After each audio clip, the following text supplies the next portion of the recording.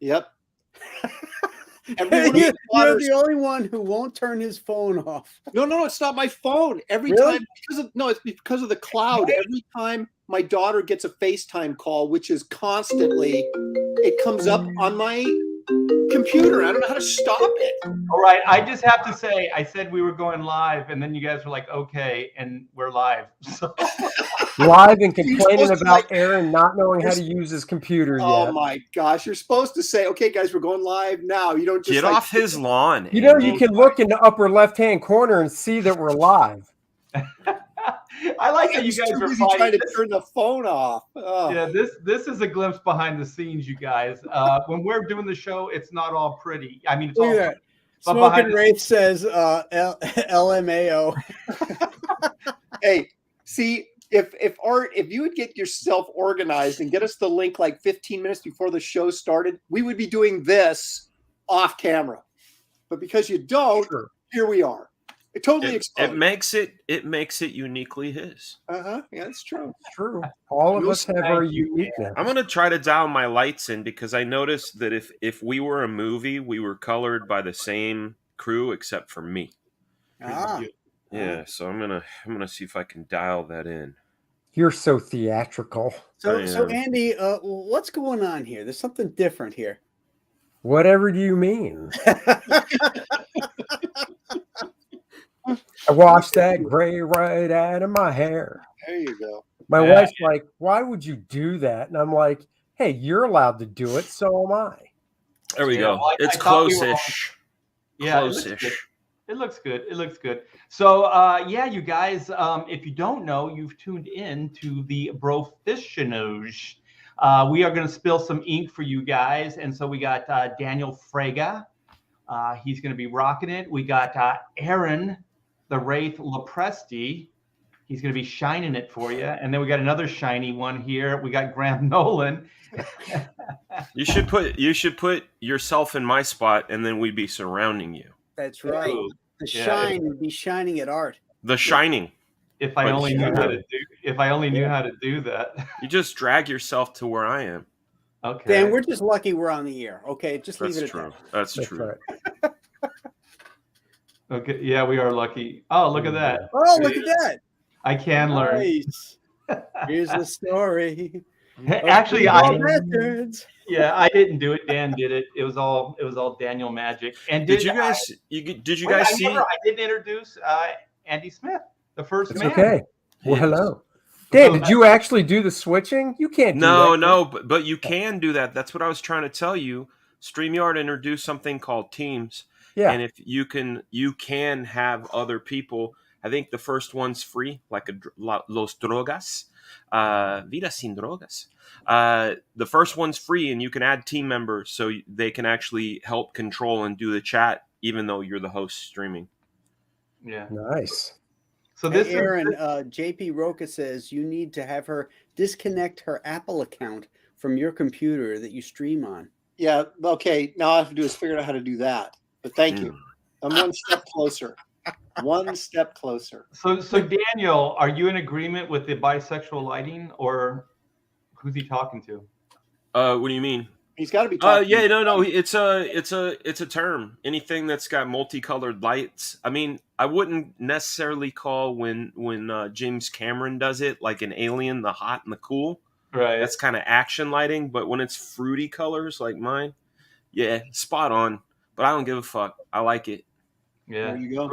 Who cares? Yeah. So we got the BROFESSIONALS tonight, and we are going to be talking.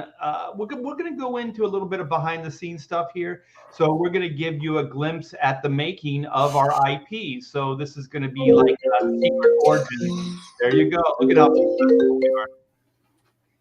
Aaron, somebody needs to make a rap song of that. I just have to say, okay, Aaron and Graham are the biggest ones that just get down on me, and then Aaron's doing this live.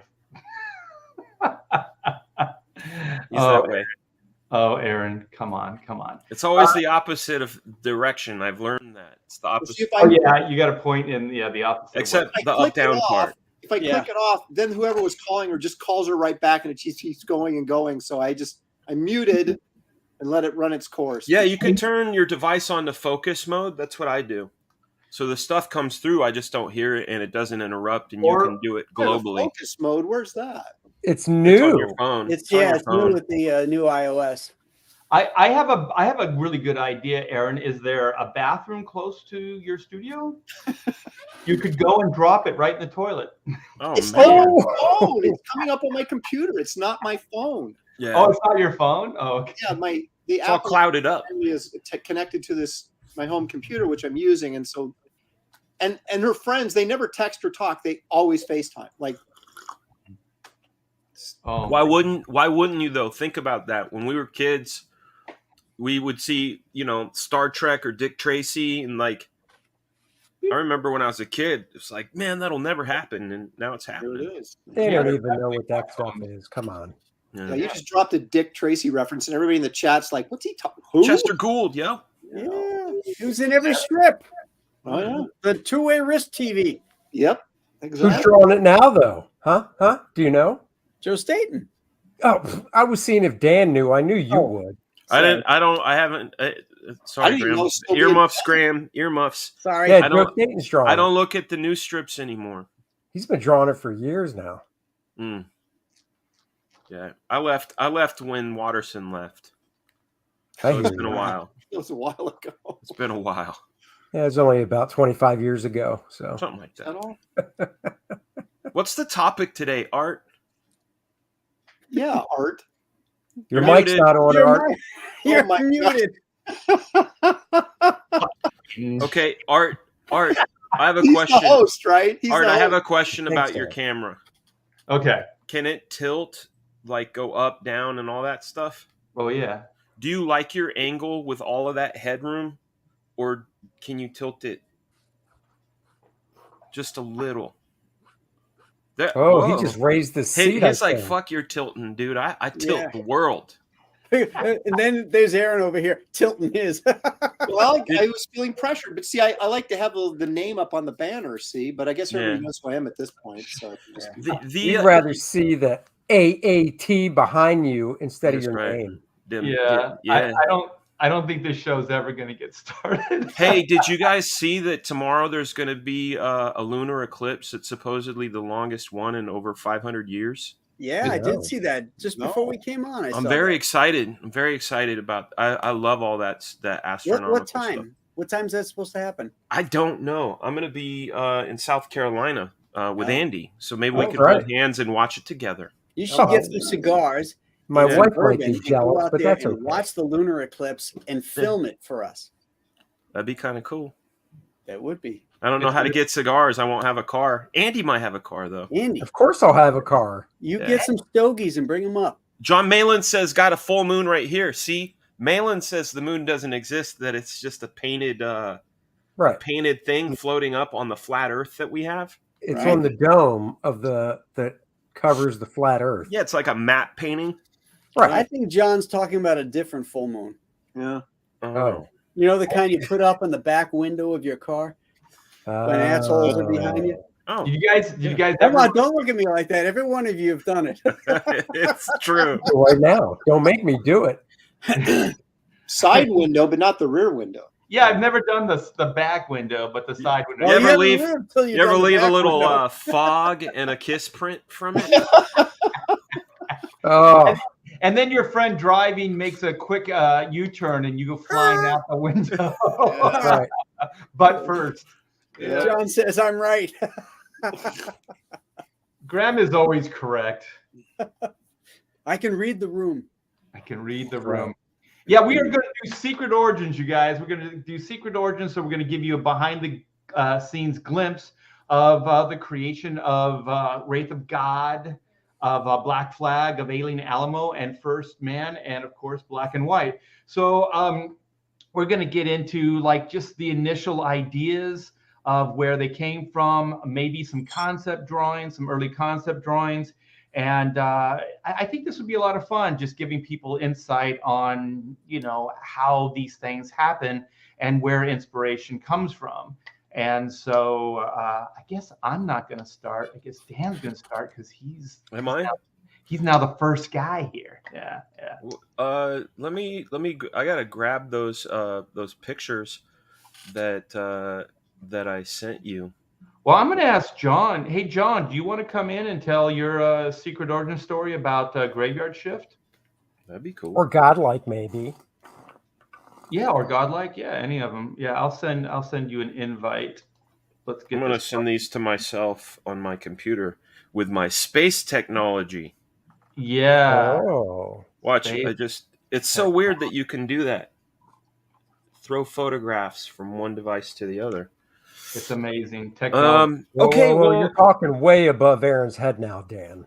I wasn't paying attention. That's all right. I was doing a little quick research on something. He's still Googling what iOS means. So And IP. He's like, IP, god damn it. This is why we go on 15 minutes early. What the hell's How's in it? that? Isn't I that never like liked beer? Isn't an IP like a beer? yeah, send John the link. He's down. John's down.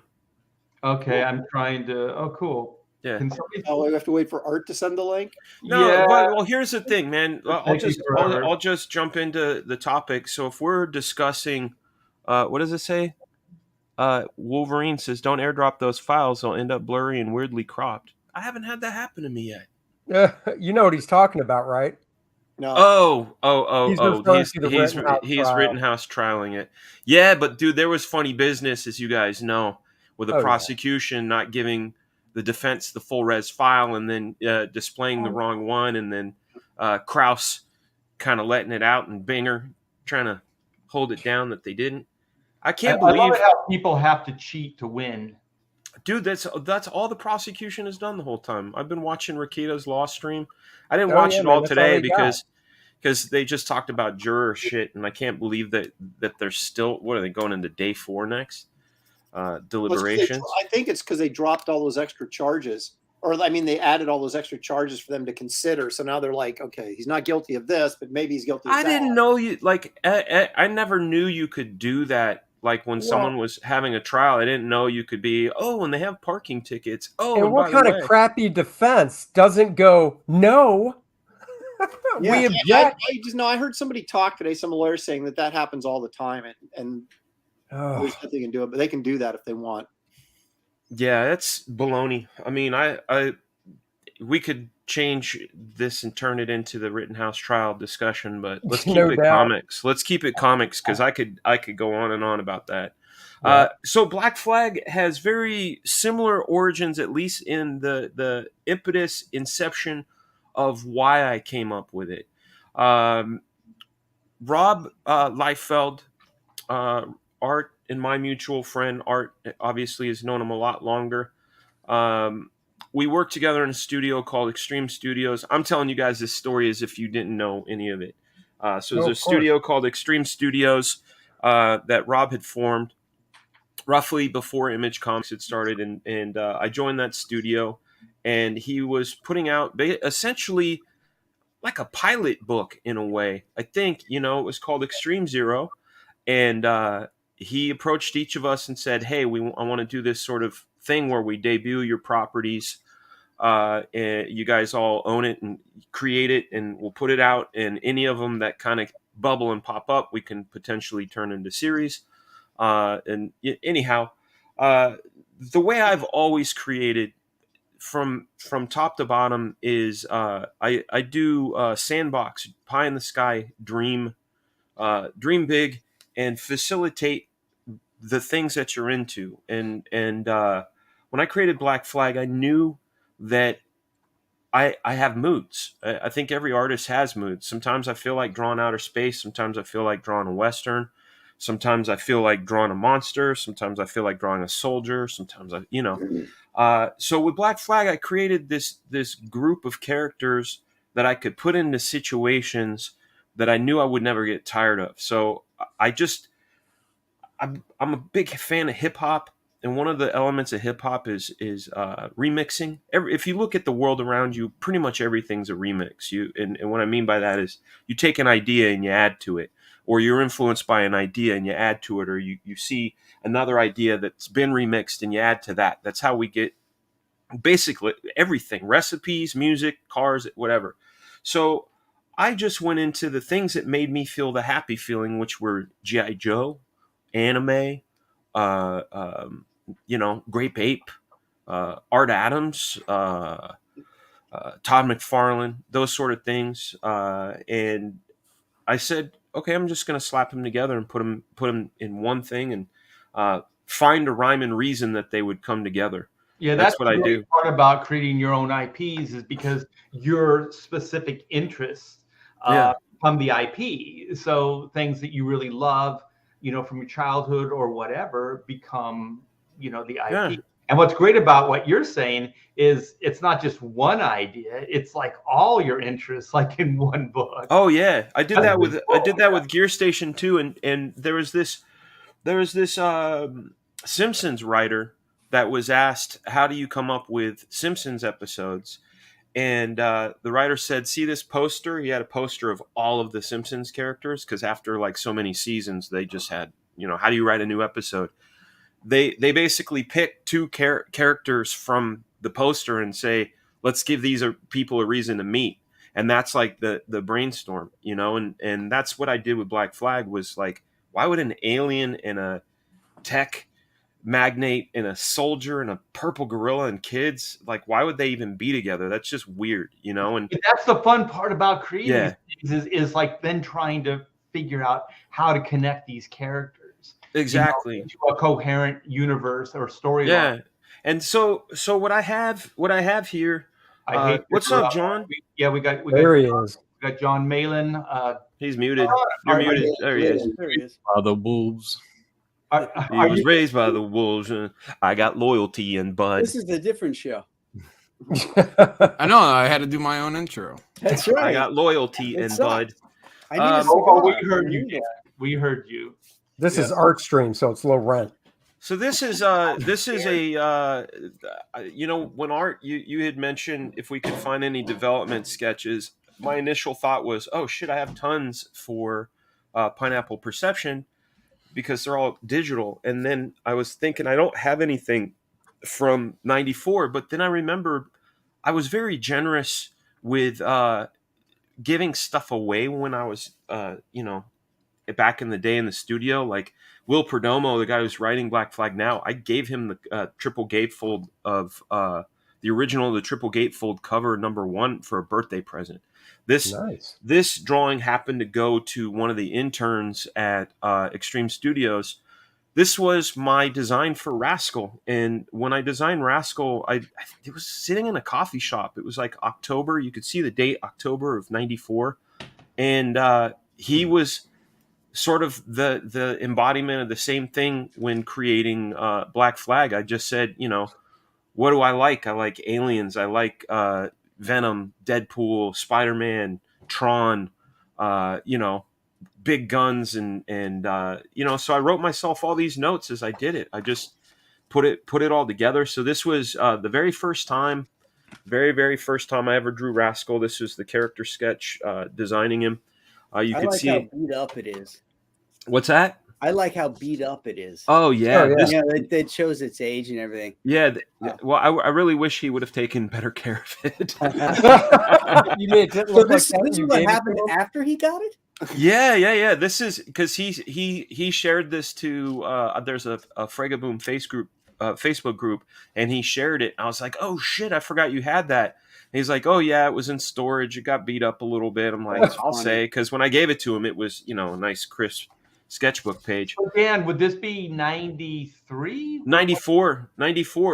So Black Flag was created in 93. When I initially created Black Flag, and you could take it off and bring it back on again. I just want to point out that you spelled dimension wrong. I know I did. It's the editor in me. I am.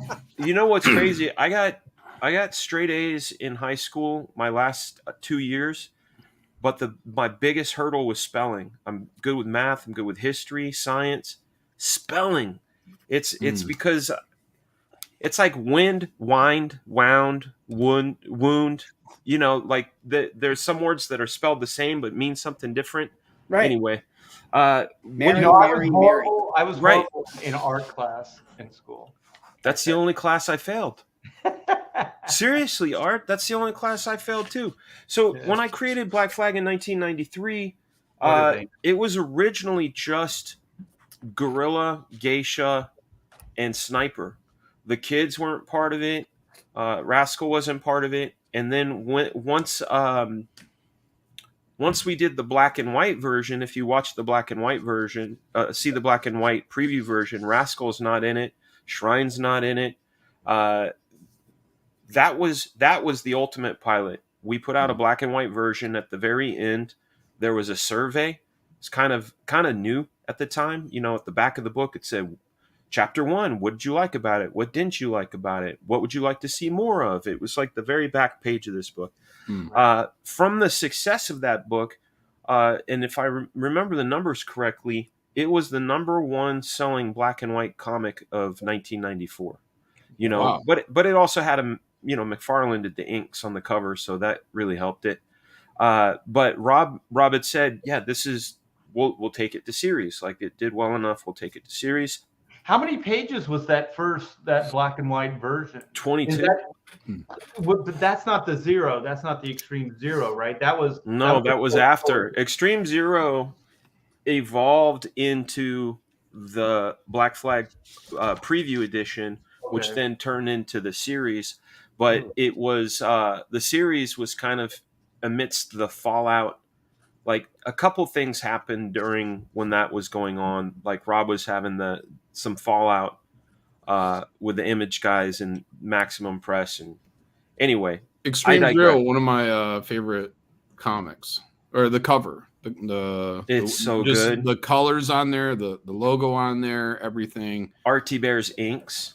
Oh, was it Arts? Look at that. RT Bear inked it. Yeah. Yeah. A lot of praise to Rob, man. When I worked for Rob, he also reached out to me. He's like, John, hey, you got any hype characters? That's how he talks. Hype characters that you want to be, putting out into the ether. And I was like, Rob, I did. I had this character. It's like my Spawn. He's been laying around in my portfolio since high school. And matter of fact, I got it. Where is it? Right over here. I just happen to have it. But he turned it down, and I was like, I don't get it. D-man.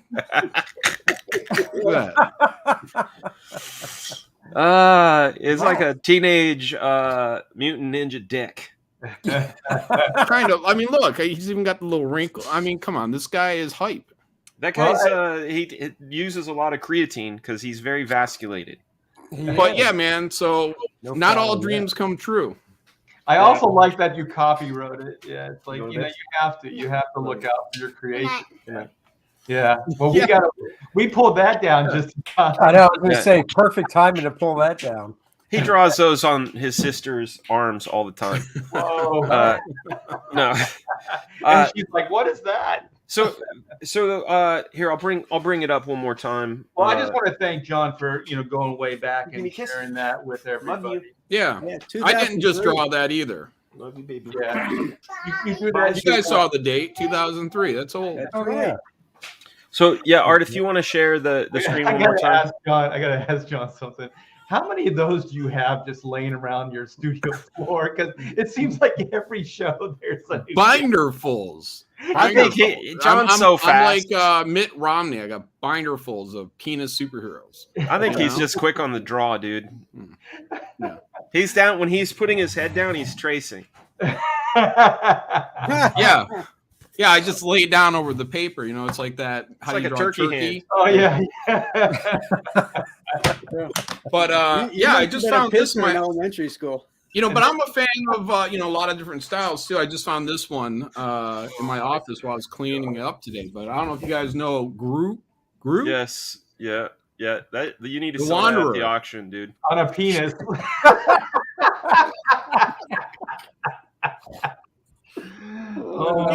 He wandered all right. He's like a barbarian. I thought he was facing off against the long neck Darth Vader. Just a mound, guys. So Art, sometimes a mound is just a mound. This is going to end up on an auction stream. I know. If you want to share the rest, I'll wrap it up. I don't want to chew up all the time. If you want to share the screen one more time. Sure. Thank you. Let me grab that. So then, anyway, like you said, the initial team was 93.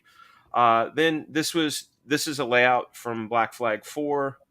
This was some more layouts from Black Flag 4. This was a layout to the cover of Black Flag number 4. Oh, I remember that one. Yeah. Danny Mickey did the inks on that one. Oh, cool. On that cover, which was cool. But no, when it came time to create a series, I had only had sort of the idea of what was going to happen. I didn't plan for it to go beyond that preview edition. And I was like, oh shit, I better fill it up. And that's when you can see, because the cover of Black Flag number 1, if you look at the original, and it's on the poster that is coming along with people's Black Flag books, I finished inking that triple gatefold cover Halloween of '94, so it was only like 30 days after designing Rascal.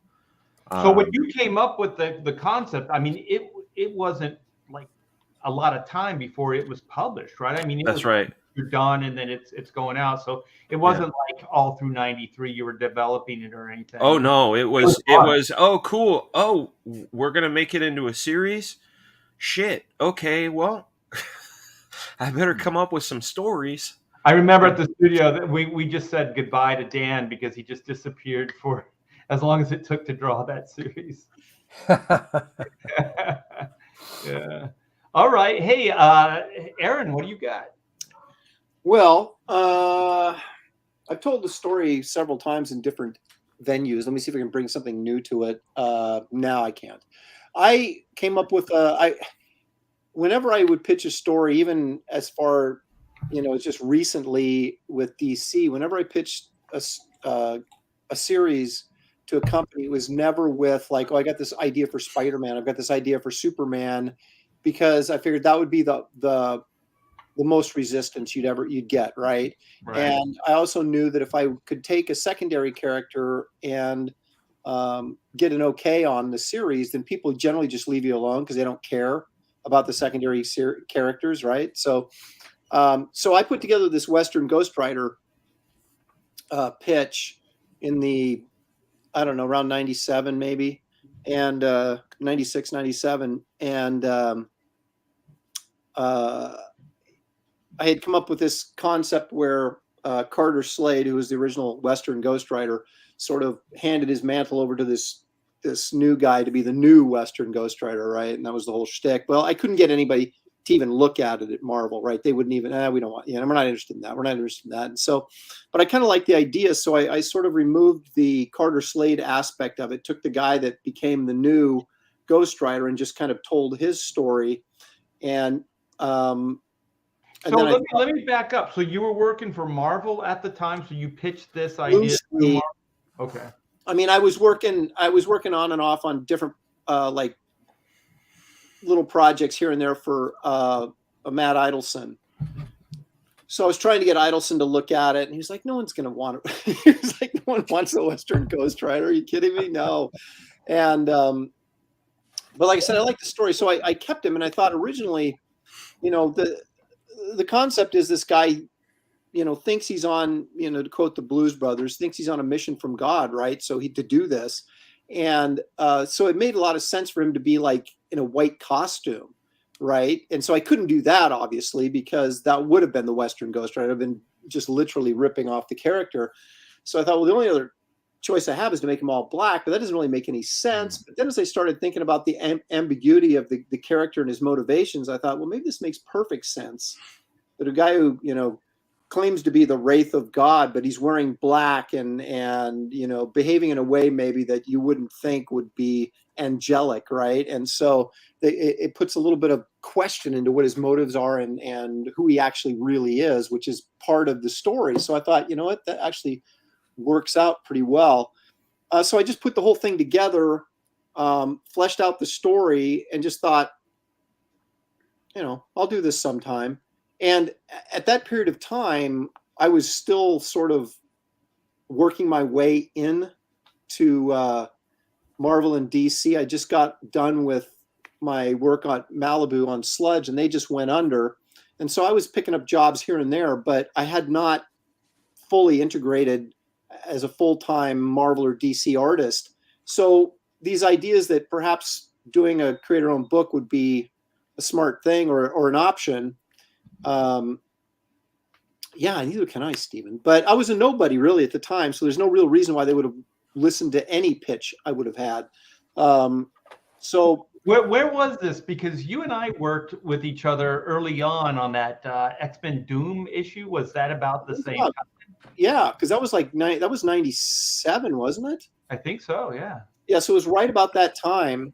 But those are the kind of jobs I was getting, like this one shot here or one shot there. I was never picking up any series work. So I was always sort of kind of looking from month to month my next job. So having a lot of creator-owned projects always seemed like a good idea because it seemed like I might need to do that at any point, right? I never knew. Aaron, I have a tagline for Wraith of God. Are you ready? I'm ready. Hell bent, heaven sent. Oh, I like that. I like that. Good. It's good. You can have that for Good. $5.99. I know I was going to say, now how much is that going to cost? $599. Well, I'm going to copyright that right next to my penis drawing. So anyway, we did like when I was in the studio at our Studiosaurus, which was called with Terry Dodson, me, Matt Haley, Carl Kiesel, Ron Randall, et cetera, et cetera. We were going to do like kind of an ash can kind of thing, and like with short stories in them, and kind of get some stuff off the ground. So this was the initial art I did. I ended up doing 3 pages, and this is actually the very first page. Wow. Now, what year was that, Aaron? That this artwork was done? 97, I think. Yeah, I like your older stuff better. So Yeah. I knew it. I knew that was coming. I like your artisanal paper. It's like This you got it from the. It's watercolor paper because okay. I wanted it to really look rough, and so I was inking with a pen, and I was inking on watercolor paper to kind of get it as rough as I could get it to look. But after doing 3 pages of this, I thought, you know what? No one's going to want to buy a Western, so I kind of switched gears and did something else. But ended up being Power Cubed. But and let's see, there's another like early rough. Oh, that's a nice horse. I was messing around with. That's super cool. You got to do something with that That's drawing. a great horse. Yeah, you should finish that. Yeah, Just finish it. these legs are too big, but they're very dramatic on the horse. There. That almost looks like my character D-Man coming off his back. Oh God. Almost. Almost. And then I had this as end up in one of my sketchbooks. This is 2000 where I did this. So and that was still 21 years ago right there. Where I was still sort So of this is an idea that's been percolating for a long time. yeah. And so and I would, as I got different ideas, about the script, it was one of those things where, most of you guys I'm sure have had this happen. You're laying in bed and you're like, boom, oh my gosh, what about that? And you got to write the note down really quick before you forget it, right? So I had a note. That's how I came up with D-Man. That's what I figured. Wait. John woke up with wood, literally. Literally. No, I was masturbating and I said, man, this is a handsome penis. And I was like, how would it look with a mask? Holy. With a barbarian on top of it. Yeah. Oh my God. So anyway, so it's been. How do you follow that? I don't know. So I would piece together the story over the years, and the more I got involved in working regularly at Marvel and DC, the less time I had to work on my own stuff, and so I would just piece the story together as I went when I got ideas, and I'd go back and reread it every once in a while and go, okay, this sucks. I need to change this. And so, over the course of 20 some years, it's evolved into Wraith of God. And that's where we're at right now. Page 19. So there you go. Moving forward. All right. So how many years ago was that? You said 23? Well, it would have been 97, so 24 actually, probably, right? Wow. 25. It's already halfway through November, guys. Yeah, it's right up there with Dan and I's. So John, other than the penis man, D-Man. Do you have anything else? Yeah, the D stands for Derek. Oh, I thought it was Destroyer. No, it stands for Dick.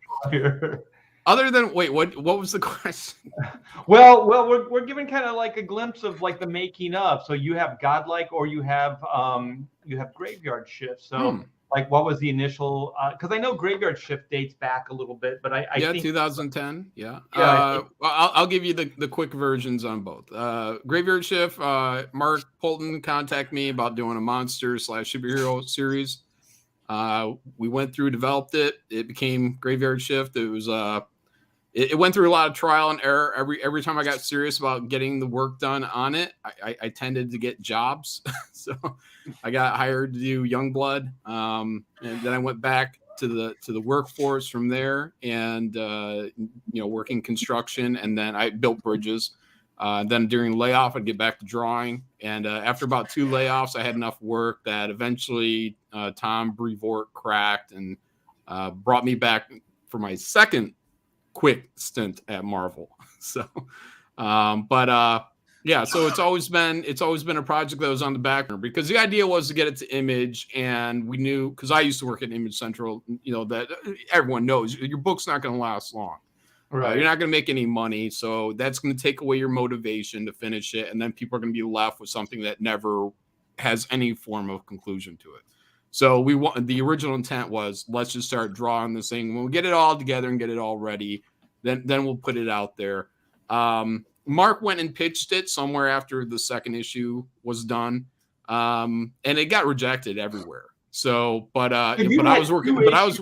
What's you had that? 2 issues done, and you were pitching basically 2 finished issues to. Yeah, it was basically volume 1. Okay. So when we did volume 1, like volume 1 was done, it was only planned to be 2 issues at a time. Then we combined it when we put it out through Comicsgate as volume 1. Okay. But yeah, so I was working at Marvel. So while I was at Marvel, Mark was out there trying to get some traction on whatever. And He was doing the pizza treat. Yeah, it was just not happening. There was nobody was interested. No Image, no nothing. And whatever. Then Comicsgate happened, and we put it out through there, and it was a big hit. So Godlike, a little bit different. Godlike was actually born through Comicsgate, like the inception. Like I've talked about it on streams, like pretty much right from the get-go. Like when I had no real clue where I wanted to go, that's why I was called Project Thundar originally as a placeholder name. Because I just wanted something kind of like Thundar the Barbarian. I wanted to be able to have magic and monsters and mutants, and if a cowboy showed up, it wouldn't be completely out of place. So, that's where we started. So that's where I started. And but I, over the years, since about 2000 to current day, I've always wanted to do different types of stories. They're all superhero or sci-fi in that realm base. So. Basically, I had about 3 different, ideas that I think are pretty good. So those ended up kind of forming into what became Godlike. These kind of different ideas, and just whatever, one goes here, one goes there, one goes there. None of What's these that? ideas. None of these ideas you had prior to that. I mean, these were all. No. I had 3 rough ideas. That's what I'm saying. From about 2000 to current day, I had these other ideas that I had already built out, because like. Godlike, it's called the Romulus Saga, but I actually have a little print book that I did back in the early 2000s, just like off a home printer. It says the Romulus Saga on it. That's cool. So, but it's not that. It's not that, like what that Romulus Saga was compared to what it is now in its final form. Completely different things. So, but yeah. So I mean, so Godlike is more of like me being able to actually express a bit about how everything's happened through Comicsgate in this point in time, and my own frustrations and whatnot. So, that stuff kind of will get put in there. But yeah, big action, really inspired by like the Red Star and really Snakebite. Like everything your guys' boy Brian Tallman, that is Byron Tallman. That's my homie. I met him. The way I met him, I was talking to Rob. This is right around the time Rob, almost like it was right around the time where Rob hired me. This was like fall of '91. Mm-hmm. I was working at the Sun Valley Mall at a place called American Eagle Outfitters. And Byron comes in, never met him before, but he had this wristband on, leather, with buckles and stuff. And I said, dude, that looks like something Cyclops out of the X-Men would wear. And he goes, Jim Lee's X-Men. And I said, oh shit, you know who Jim Lee is? He's one of us. Yeah, and we became pals. And when Rob hired me, I was like, I got this guy who can draw and he can color, and it took about a year to sell Rob on the idea of Byron coming down, but then Byron was hired in early '93. But yeah, I met him while I worked at the mall. It's really Byron weird. was the first colorist I hired for the new black and white. Yeah, Man, I wish really? he wouldn't have ran. I'd put him on Godlike in a heartbeat. yeah. 100%. But he couldn't handle. I mean, there's a lot of pressure. I don't blame him. You know, with Comicsgate and stuff. Yeah, no, man. But his colors, like, and just the overall execution of that book, you know, in the big double page spreads and just everything that was going on. Like, my first video that I ever did on my channel was a review. It wasn't really a review as much as this book is great, Red Star. Do you still have that video? Yeah, I mean, it's on my channel. I don't know if it's public, but yeah, I could throw it. Dude, I want to see that. Yeah, video. and I want to see Baby John. Yeah, and Snakebite even replied on it. Yeah. Oh, cool. Hey, he's like, hey, man, this is dead on. And I was like, oh, cool, dude, thanks. And I pinned it to that, you know, and made it the top thing. So Nice. I don't know if he knew about all the CG stuff and whatnot when he saw that video. So he probably would have deleted. I don't know if it's still there. I haven't, you know, that was years ago. Like that Red 4 Star years ago. Groundbreaking, man, with the like pencils, like, because there was like this kinetic, and then there was this, like, you know, traditional kind of computer coloring, but then there was like these CG generated imagery over that, and it was just a great combination. And it was a nice package too, because I think it was magazine size, right? It was graphic. Yeah, I think it was larger, wasn't it? They overprint. Yeah, I think when they originally printed it, I think it might have been kind of more close to standard. But then when they did like the collected versions, they're like, you know, they're what are magazine or they're oversized. I remember when that came out, I saw them as competition because I had worked on Gear Station at the time where I did that hybrid of creating 3D backgrounds and creating traditional characters, and then I found out, oh, there's someone else doing it too.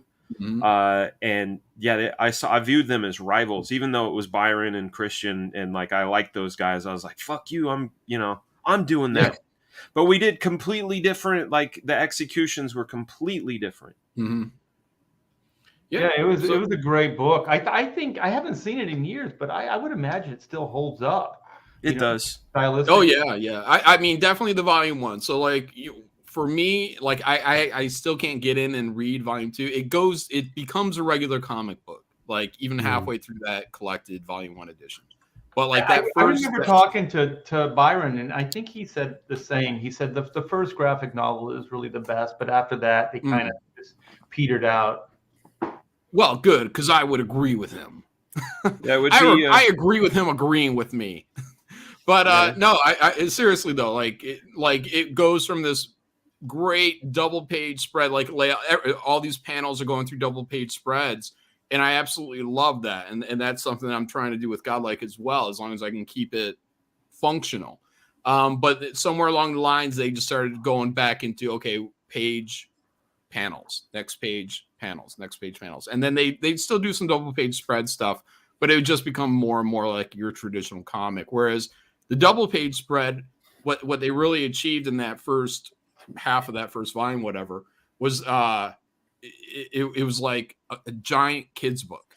You know, it was like when you're a little kid and you get this big storybook, you know, and you got the words on the images, and it makes you feel like a kid, except the Red Star is a lot more serious. It's like a kid's book for adults, or a fairy tale book for adults.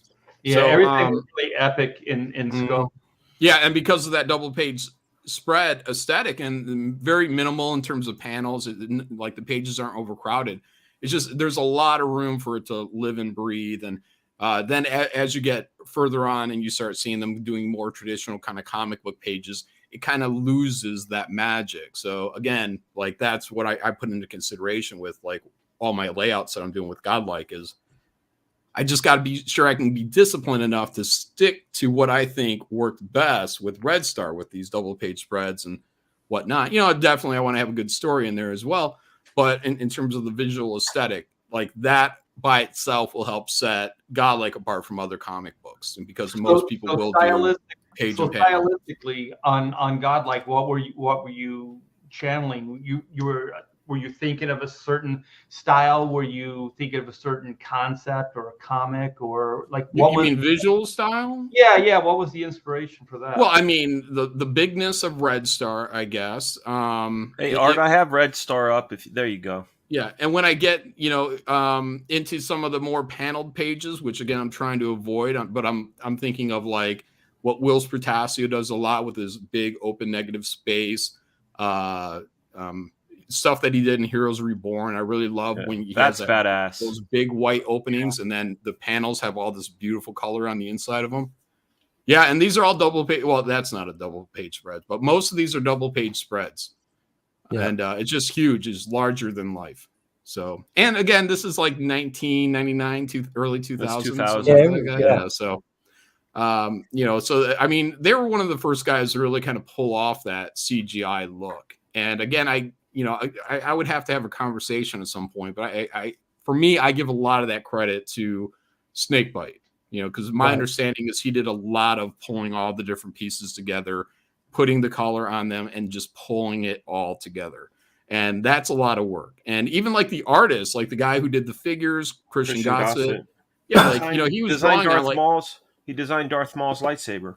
Oh, okay. Did he really? But he was drawing on like scrap papers, and then they would scan it in, and like some of it's blown up. You can see a lot of the grain and the fuzz and the dirt of the pencil in Red Star. So, again, I go back and like Snakebite had to go through, clean that stuff up, and do whatever magic voodoo he was putting on that stuff. And then he had to make the 3D models work as well. So, I give a lot of credit to that guy. That's why he would probably be the one big guy. It's like, hey, you want to come over here, Snakebite? I got work for you. So, and it won't be nearly as difficult as fucking Red Star. So. Well, how about you, Graham? Like you have two right now. You have the Chenu and you have Alien Alamo. What would you like to talk about? Well, they're both interconnected, and it goes back to what Dan was talking about, wanting to create stuff that you like. I spent 37 years at Marvel and DC, and doing the corporate characters and playing in that sandbox. And then when I finally decided, well, I'm going to do my own stuff, I wanted to do stuff that nobody else was doing, genres that are untouched right now. So before I was a comics fan, I was a monster fan, and I like science fiction and horror and all that kind of stuff. So I decided, well, draw what and draw what you like. So my idea was to create this universe that was interconnected. And I started off with the Chenu. And the idea for that came from, I was taking my daughter to drop her off at school one time. And I was driving by Lake Erie during the winter, and there was a storm coming across. And if you ever seen a storm come across a lake, it's really dark and foreboding. And I thought, wow, that's a really cool setting for a horror story. And I pulled into a coffee shop because I had to wait for her to finish classes, and I wrote the whole thing right there. I came up with the idea. I did some research because I wanted to find some type of an ice creature, an ice monster, to be the catalyst for the story. And I came across some Native American tales about this creature called a Chenu, and so that was the catalyst for that. And then, so you had a big like snow type creature already imagined at that moment. Yeah. I wanted to tell a story like of a storm coming on shore, and what if there was a monster involved with it? Well, what would that be about? Like the storm bringing the monster in.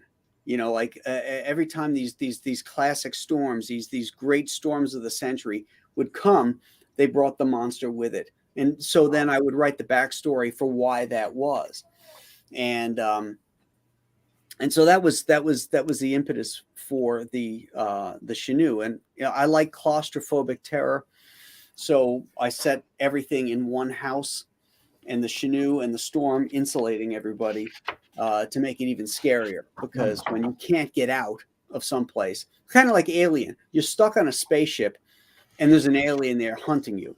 There's no way out. I find that terrifying.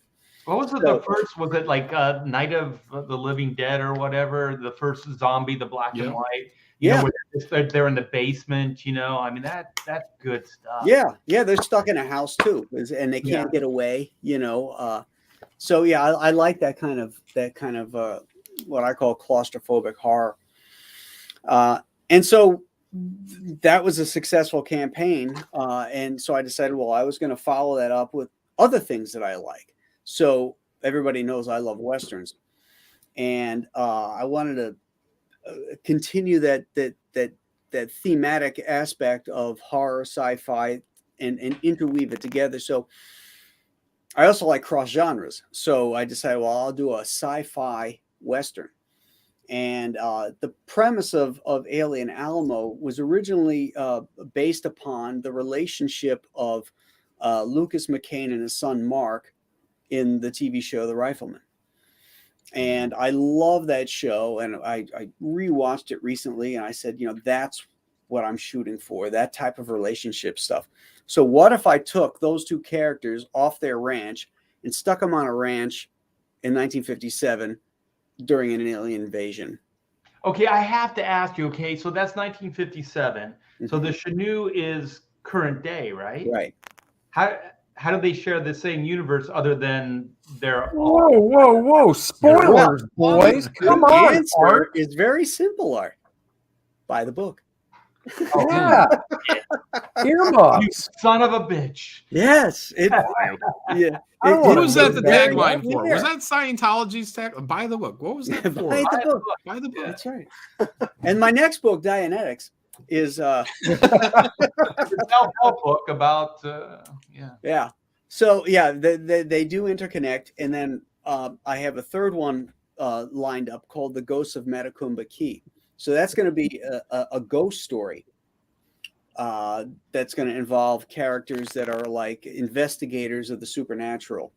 Is which Monster will Island spin off part of into it? their own book. I'm sorry, Dan? Is Monster Island part of it? Monster Island's part of it, and Joe Frankenstein is part of it as well. There we go. Yeah, they're all part of it. In fact, hey, Graham, how are they connected? Mm. Buy the book. well, you know, those other books like Joe Frankenstein is referenced in the Chenoo. Okay. So if you've read Joe and you read the Chenoo, you'll see the reference to it. And then in Alien Alamo, there's a sequence at the end on an iPad, and in the background, you're going to see something on this website about, you know, this floating island, you know, which references Monster Island.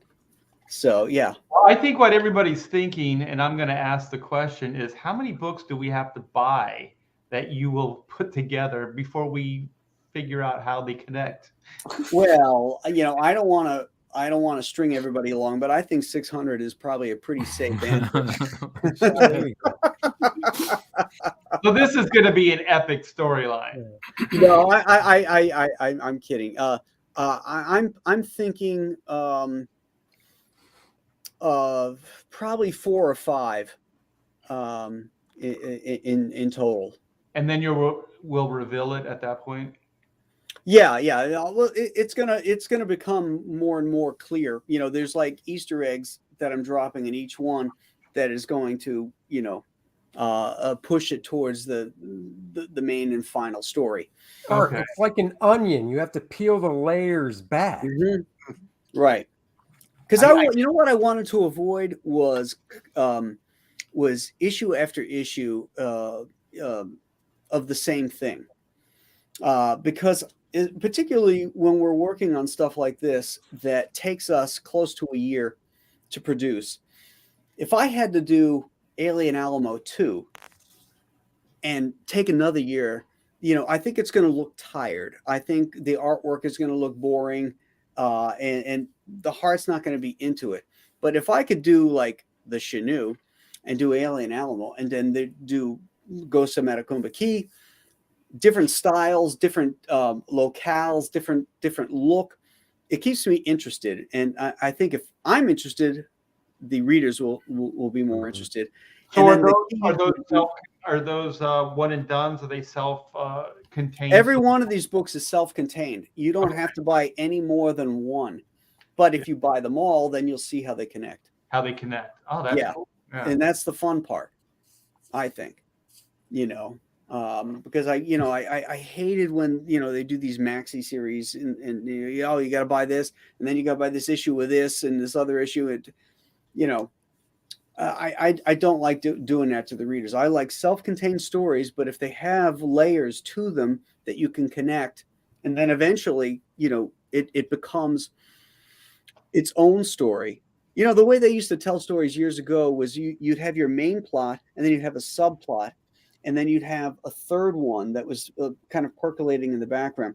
And then as that main plot developed, that secondary plot would come to the foreground and become the main plot. And that other one would come forward. And that continuity is what helped drive monthly titles because you were connected to it. Threading.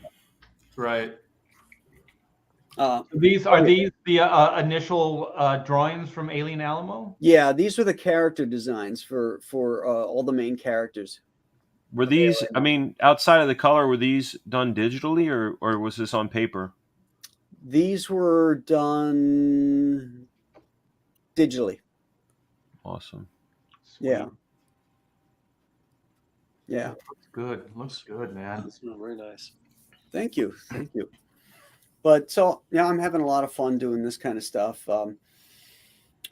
It's the most fun I've had in many, many years in comics, creating worlds, creating ideas, and dealing in stories that have some kind of heft to them. They have main contextual issues, main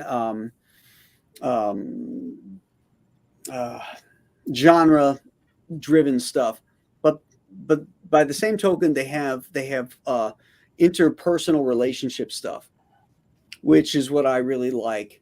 Like when I read Spider-Man, my favorite sequences were the Peter Parker sequences, how he's dealing with his girlfriends and how all that kind of stuff, and then the action would come and that was cool, but it was the other stuff that kept me going that I thought was interesting. Well, the thing is, it becomes the relatable thing because if you can connect with people in a way that is like their day-to-day life, but then they're in these like super fantastic, situations, then all of a sudden they can follow the journey. They can go, oh yeah, I broke up with my girlfriend at some point, or I had a death family or whatever. But then the backdrop is, space aliens coming in, on a ranch or whatever. And I think that's the way to do it with black and white. It's character first. So I really want to connect. I really want to create characters that people can relate to and connect to. And then the big situation is the icing on the cake. Well, isn't that what they always said? It's like the Green Goblin got you to pick the book up, but it was Peter Parker's personal life that kept you coming back. Right. Yeah. In Alien Alamo, it's the relationship of a father and son and how it develops or how it deteriorated because of things that happened in the father's life. And then the alien invasion brings them together again. It forces them together, and it forces the father to deal with some of the issues that were separating from his son. Well, I just want to answer this.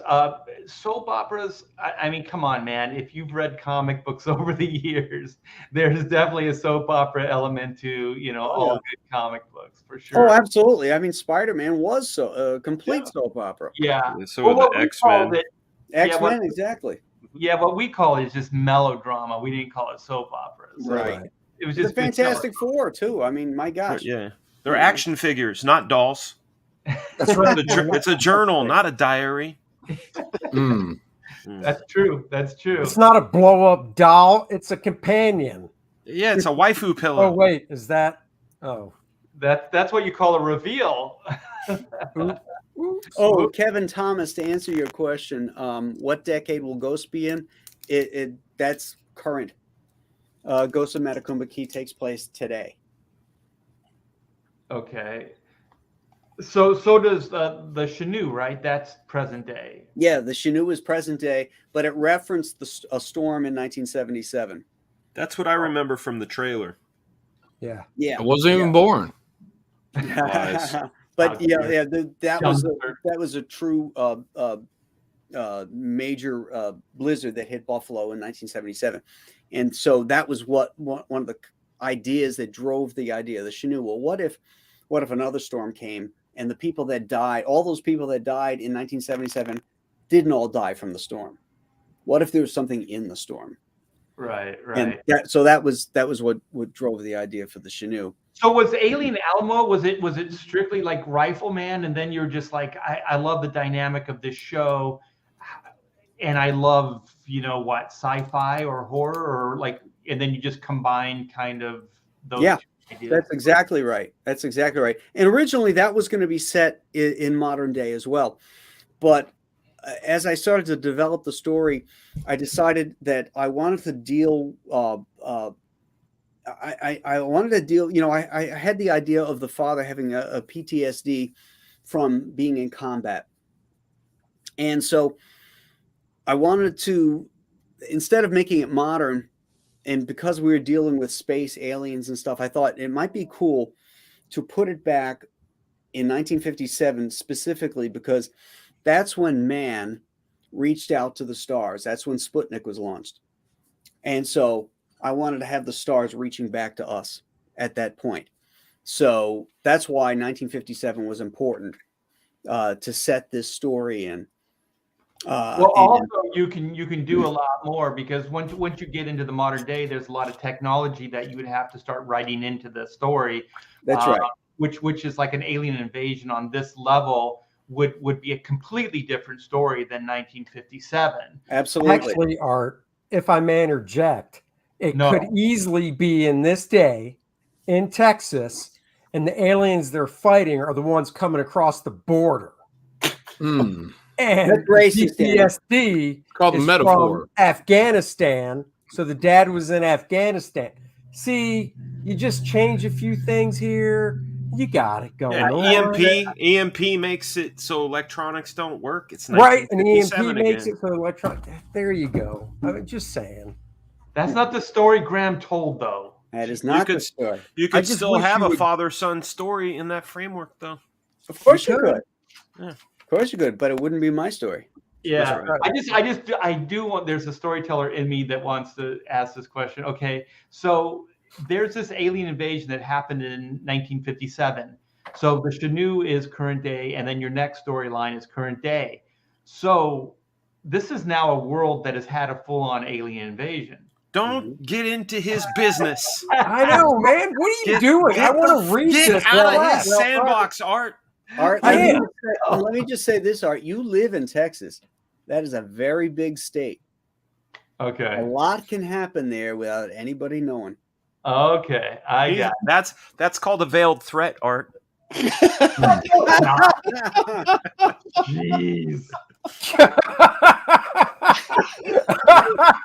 Particularly in 1957, when there was no cell phones or cameras or anything else.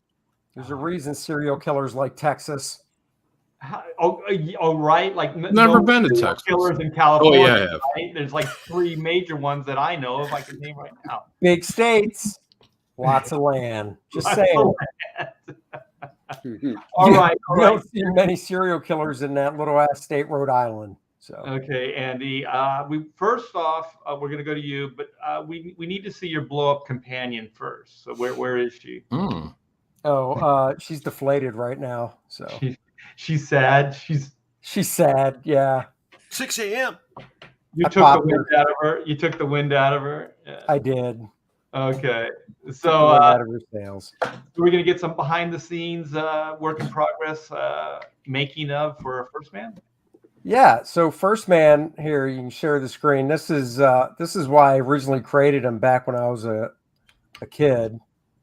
I don't know if you guys remember this, but this was the one and only role-playing game I ever bought. I never got into D&D, any of that crap, but I got this. Maybe my dad got it for me. I can't remember, but I got this when it came out. And you could create your own characters or use, theirs. So I wanted to create my own. And that's when I created First Man, was for this. And you know, it was still kind of like I say, I did. It was like I've always said it was kind of a mix of Captain Marvel, the Jim Starlin Captain Marvel stuff with how Rick Jones and Captain Marvel, kind of shared an essence or whatever, and one would go to the negative zone while the other one was on Earth, and vice versa. Didn't he get like gauntlets and he like smacked them together? Didn't they The make a Mega movie Band, about that? They made a movie where they would share essences. It was like Brokeback Mountain or something. It was something like that. Yeah. Wrong type of essences they were sharing them. Oh, my bad. My bad. Little and then the original Fort Graham, the original Captain Marvel with Billy Batson, I always liked that. The kid changing into the hero, and then Firestorm as well. I liked how Ronnie Raymond, and I'm blanking on the doctor's name. The doctor would switch out when they became, or would merge when they became Firestorm, and you'd hear, I believe it was the doctor's, voice. Only Ronnie could obviously hear him. So I like that stuff. I was a huge like Marvel Man and like the alter ego or whatever would get trapped inside of Marvel Man. I didn't know much about Marvel Man. I didn't really discover Marvel Man until probably the late 80s, early 90s. I bought him. And then, the of course, original when they psychological, where the person inside, trapped inside, Alan Moore would explore like what that guy was going through and stuff. Yeah, it was pretty messed up. Is that what Miracle Man was about? Was it Miracle Man or it was Marvel Man? No, it was Marvel Man and then turned into Miracle Man. Yeah. When Alan Moore put it out, it was Miracle Man. But that's what that was about? Yeah, it was like a Captain Marvel idea, but instead of them like trading places, the one entity got trapped in the other. And so I do believe that sounds awesome. Yeah.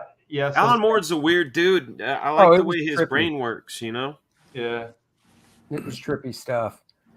So, I came up with the costume design back then, and oh, hold on, I'm just looking at my screen. Okay.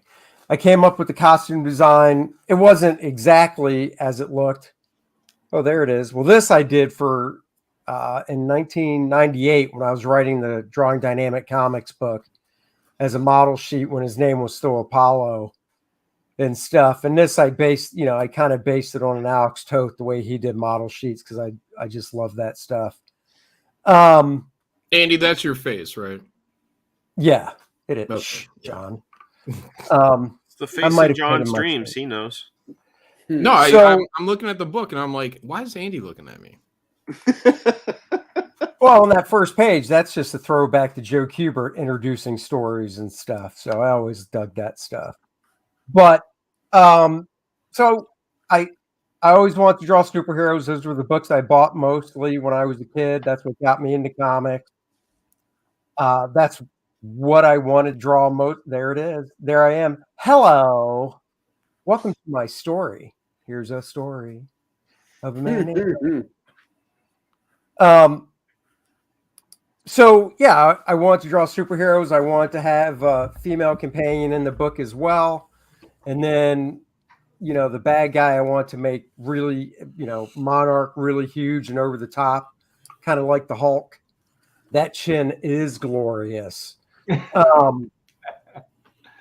And, in 90, when I wrote the how-to book, I want to use them in it because I didn't want to deal with licensing crap from, Marvel and DC.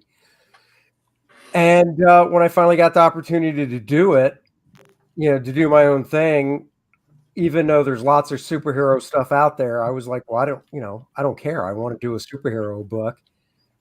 And so I dusted off First Man and with my buddy Rob Snyder. Oh yeah, there it is. With my buddy Rob Snyder, who I've known. I like that Andy always acts like he doesn't know this is going to come. Like You put this up there. Oh, Well, no, Oh, there it is. this is just my screensaver. No, this is my screensaver on my Cintiq. Oh, okay. Look It's at not those like people. a thing I pulled up. It's just my screensaver. Well, it So was this- there, so You have a very clean desktop.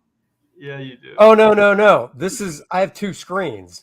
Oh, If you saw the other screen, the main screen's the one I'm looking at right now for StreamYard. That desktop is riddled with so many yeah. little thumbnails Smut- for apps smut. and stuff. It's ridiculous. Yeah, Smart. mine's a mess. I don't have any room left. I have like No, 2 I don't spots either. left for like random something. Yeah, no, my Cintiq I keep nice and clean, but the main screen is just filled. Mm. But anyhow, so yeah, I just wanted to do a superhero thing. I wanted to inject the humor of kind of like we were talking about Spider-Man with Peter Parker. I always loved Parker's,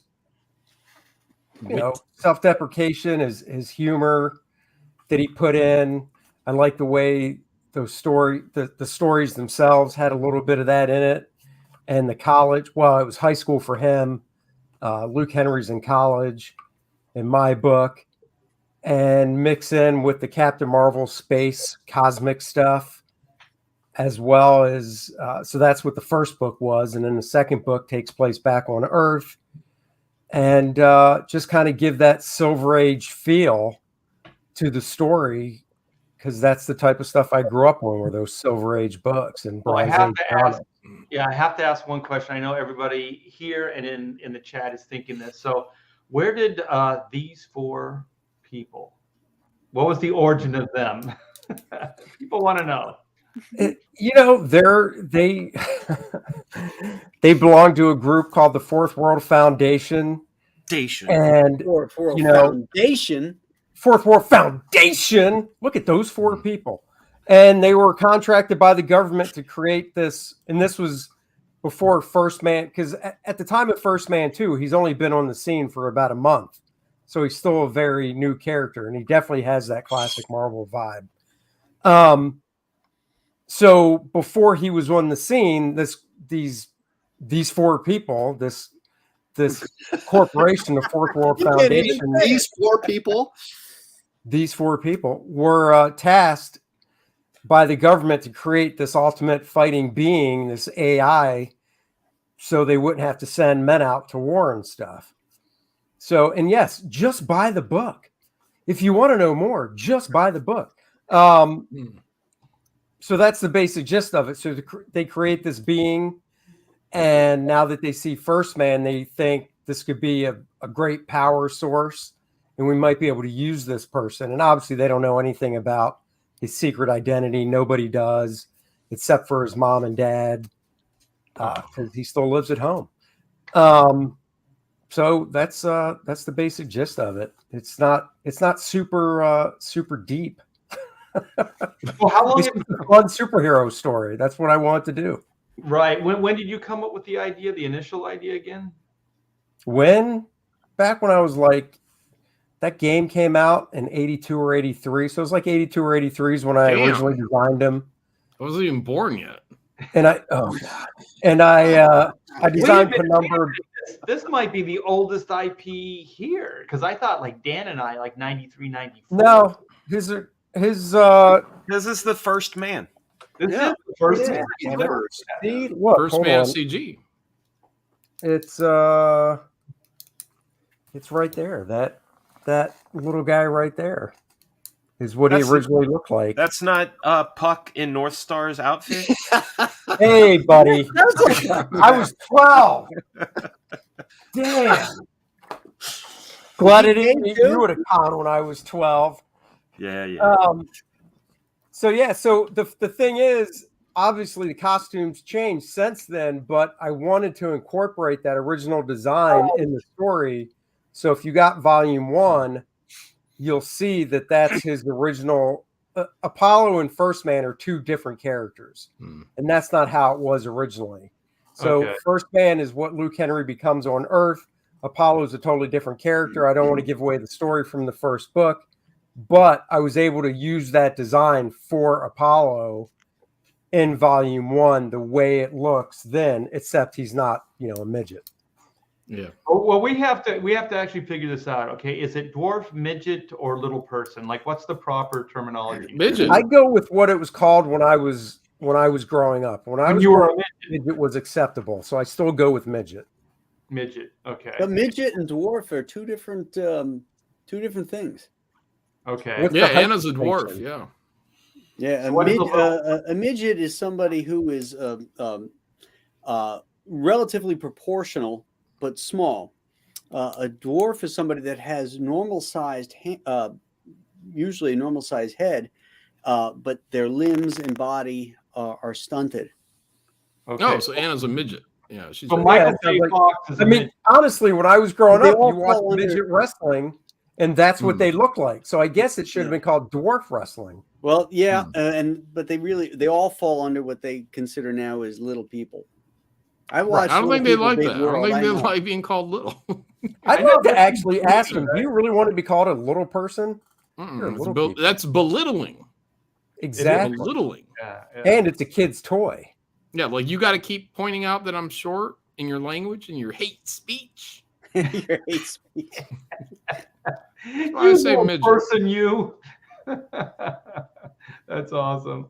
What is this? Phantom Power, $5. Thank you so much. Please support the 11th day power play for cancer. What is that? I Graham think it Nolan. should be, come on, Graham. I don't know. Come on, Graham, donate, look up. All right. I'm not sure. Yeah, to me, Grandma's looking up my pants. Yeah. Oh, yeah, whoa, that's Art. true. Aaron. Graham. Somebody's Here you screen go, capture. Graham. Oh shit! Well, thank you so much for the $5. I'm not sure what Graham's supposed to do. So I think he But wants. that buys you a beer, so I think he wants you to look up what the 11th day thing is. Oh, okay. I don't know why he picked Graham specifically, though. Yeah, I don't know why I'm the one who has to do homework on this show. because you're in the You middle. seem square like the below most host. responsible. My guess is he thinks that if you do the homework for this, you're going to find it rewarding. Yeah. That's probably it right there. So let's see what Randy says. One of these four people, the guy with the cap on backwards, looks like a classic 90s D-bag. He is kind of a D-bag. Who's got a cap on backwards? Cleveland. Not us. He's talking about these four Oh, people. the guy on my cover. Oh, He is okay. kind of a D-bag, so good catch. Yeah. What the fuck? What the fuck? What the fuck? When I was a kid, I always wished that I sounded like a douchebag, because I heard Kurt Cobain and I was like, man, this guy sounds like such a douchebag. And I was like, I wish I could sound like that. And then I found out later on in life, I did sound like that. And I was Yeah, like, you do. You sound like the bully. Like if Yeah. I had to do, yeah. if I did another animated film and I had to have a bully, I'd call on you to do the voice. Well, yeah, if you look at that thing Just that Mike talk and I like did. you. Yeah, Smiller. just talk like you, man. Just talk Yeah, like you. I did the voice of the bully for what was that Vanilla Ice movie? Oh yeah, Cold as ice. Cold as Ice. Eyes. I Yeah, saw it that in sounded the theater. perfect. It sounded absolutely perfect. Like if they paid me to do the voiceover for that bully, it would have been dead on. ADR style. Mm. So who said they saw that movie in the theater? Was it you, Dan? I did. Movie. You know what? I saw Purple Rain in the theater. That's Yeah. I'm kind of jealous of that. that's not cool. No, did dude, too. that soundtrack is fantastic. I just Well, the then only you could watch the thing I movie with remember your eyes from- closed and just listen to it. No, you Yeah. can't miss the Apollonia scenes. Nah, that's true. Sweet, yes. But the only thing I remember from that Vanilla Ice movie is he's driving a motorcycle onto a work site, right, a construction Mhm. site, Yeah. and then he just kind of talking about his dreams, like what he Yeah. wants to do and shit. Yeah. I'm like, yeah, that guy's deep. Yo, ditch the zero and get with the hero. That was like Oh, that was God. the big one-liner. Did he say that? Yeah, Yeah. ditch the zero and get with the hero. Wasn't Yeah. that the same guy who did LA Story? Who directed that? Are you talking about 8 Mile or whatever it was? No, dude, he's talking about he's talking about Vanilla Ice. Oh, the Vanilla Ice movie. Okay, I was thinking of who's that other dude? The Here, white you guys need this. You're I'll talking bring it. about Eminem. Yeah. Okay. Oh yeah, 8 Mile. Yeah. That's You want to share this, Art? Yeah. Hold on. This is what me and Smiller did on Better Days. All right. Mike is doing Vanilla Ice. You guys may not know this, so I'm going to point out. He does Vanilla Ice, and I do the Bully. Stop that, Zero. Get with the hero. Excuse me? See you later, Dick. It's Nick. Oh, yeah. Looks like I'm being bullied.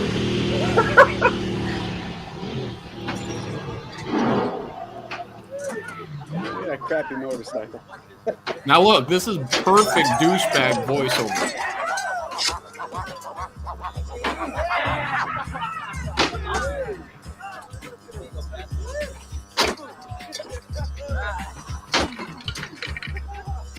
So what's up, fellas? Just doing a little batting practice on your bike. It's not mine. It's Sardines. Who is Sardine? He's my homeboy. Yeah. Well, homeboy, this.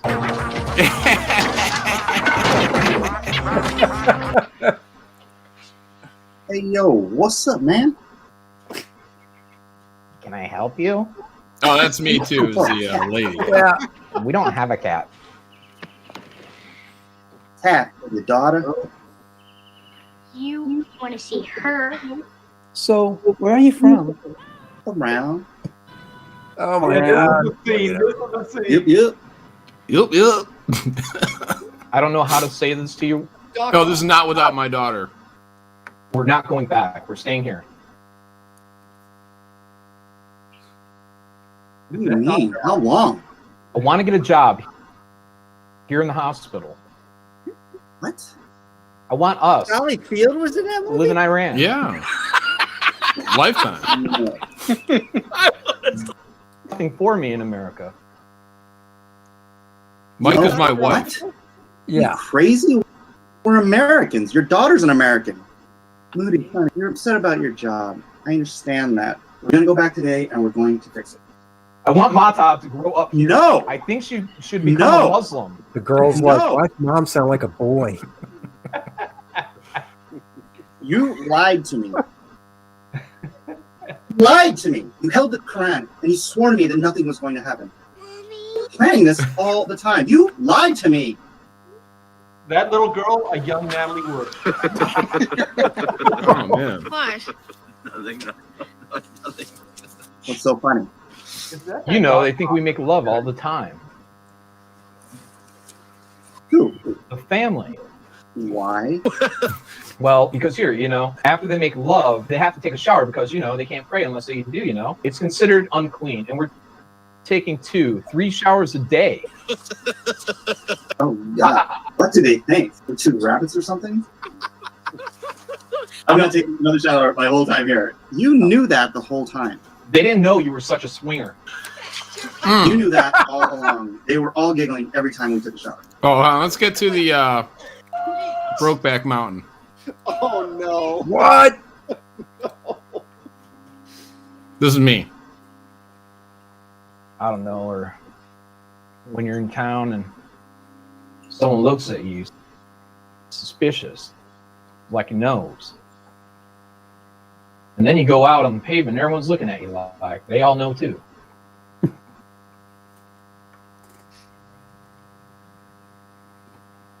Well, maybe I ought to get out of there, you know? Here comes some acting. Someplace different. Maybe Texas. Watch out. Texas? Sure, maybe you can convince Alma to let you and Lorraine adopt the girls, and we can just live together herding sheep, and then rain money from L.D. Newsom, and whiskey will flow from the streams. Jack, that's Oh, real yeah, smart. Lance Real Delmar. smart. You want to live your miserable life? Go right ahead. Fine. I was just thinking out loud. Yep, you're a real thinker there, Jack Twist. Got all figured Get in the out. room, John. Yeah. So what was great about all that is nobody had watched these movies, and well, I actually did see the Not Without Your Daughter when I was a kid, but like we were just doing blind readings of these. We weren't trying to sync them up to anything or whatnot. And so we did that on Ethan's show. We were doing these like late night just movie readings. And then they got edited together. That was this one happened to be edited by Mike's son. But turned out pretty good for not having any plan to do anything like that. Yeah, it's beautiful. It's beautiful. Somebody's got some feedback going. Oh yeah, I hear it. It's probably me. It's always me. Yeah, it's you. Well, no, it just went away though. I'm back on. Is it still there? No, it went away. No, Dan, it's Dan. Oh, Damn it. sorry, Aaron. Yeah, Like a boomer. sure, it's my fault. Well, that's I'm paying you back from earlier at the stream. All right. Okay. So my story. Yeah, black flag time. Is it gone now? Sorry, black Yeah, and white yeah. time. All right. Yeah. Black black and white flag time. Black and white time. and Yeah. with it, man. So this is 93 early image years working at Extreme Studios alongside, Dan Fraga and Rob Liefeld and Byron Tallman and all those other guys. And so, I'm working, I'm doing just like cover work and just fill in stuff. And then Rob's like, you really should do your own project. And I was like, cool. And so then he said, do you have any ideas? And I didn't. So he's like, well, think about it. I'll give you, an opportunity to publish your own book. And so I was like, holy shit, man, this is great. So shortly thereafter, my wife and I wanted to go to the, it was the Bruce Lee auction estate. So there was, it was Linda Lee and her daughter. I don't remember her daughter's name. Shannon. Yeah. And so this was like they were cleaning house. This was like right from their home. Oh, they were cleaning house. Yeah, they were cleaning house. Women? It Beautiful. was like a yard Hey, sale. now, It chill was out. kind of like a really cool like Sotheby's yard sale. So I mean it was stuff like personal letters that he wrote to himself, like glasses that he wore, just like really personal items.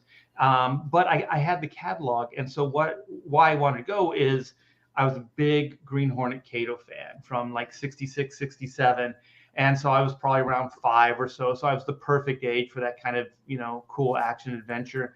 And so there was one of Bruce Lee's throwing like darts, like these little hornets, and they were really cool. And so I was like, cool, it was $800 in the catalog. So I was like, I can afford it. We're making good money now.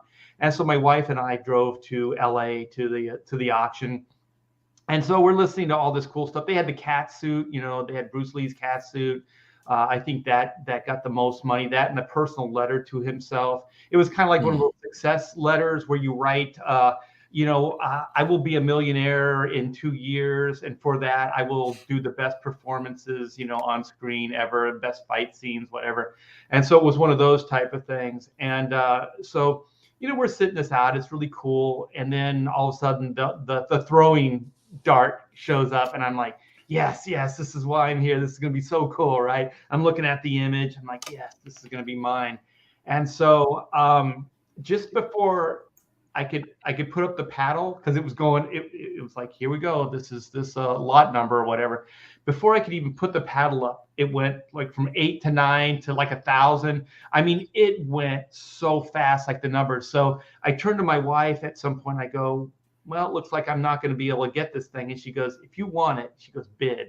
And so I just couldn't do it. I just couldn't do it because I think it was like $3,000 at that point. I think it eventually went for like $5,000 or some crazy number like that.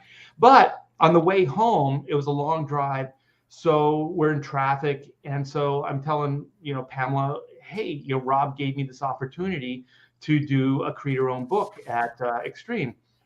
And so we just started brainstorming. And so since the Bruce Lee thing and the Green Hornet Kato was fresh on my mind, I just started talking about that and how I loved it as a kid.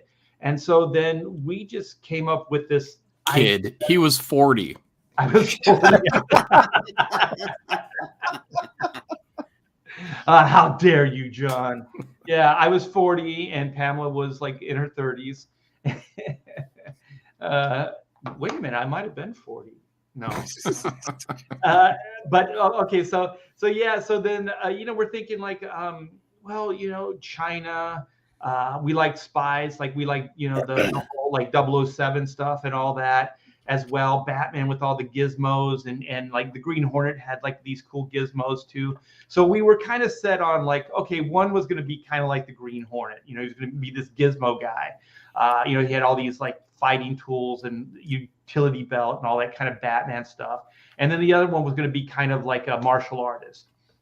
So then we were like, well, China, yin yang, what if we make one male, female? So all of that, the stuff that became the core of what Black and White became was all in that car ride. So the male, female, the yin yang, even the tagline, in a world where law and order is often blurred to gray, justice can only be black and white. So all that stuff was there at the beginning.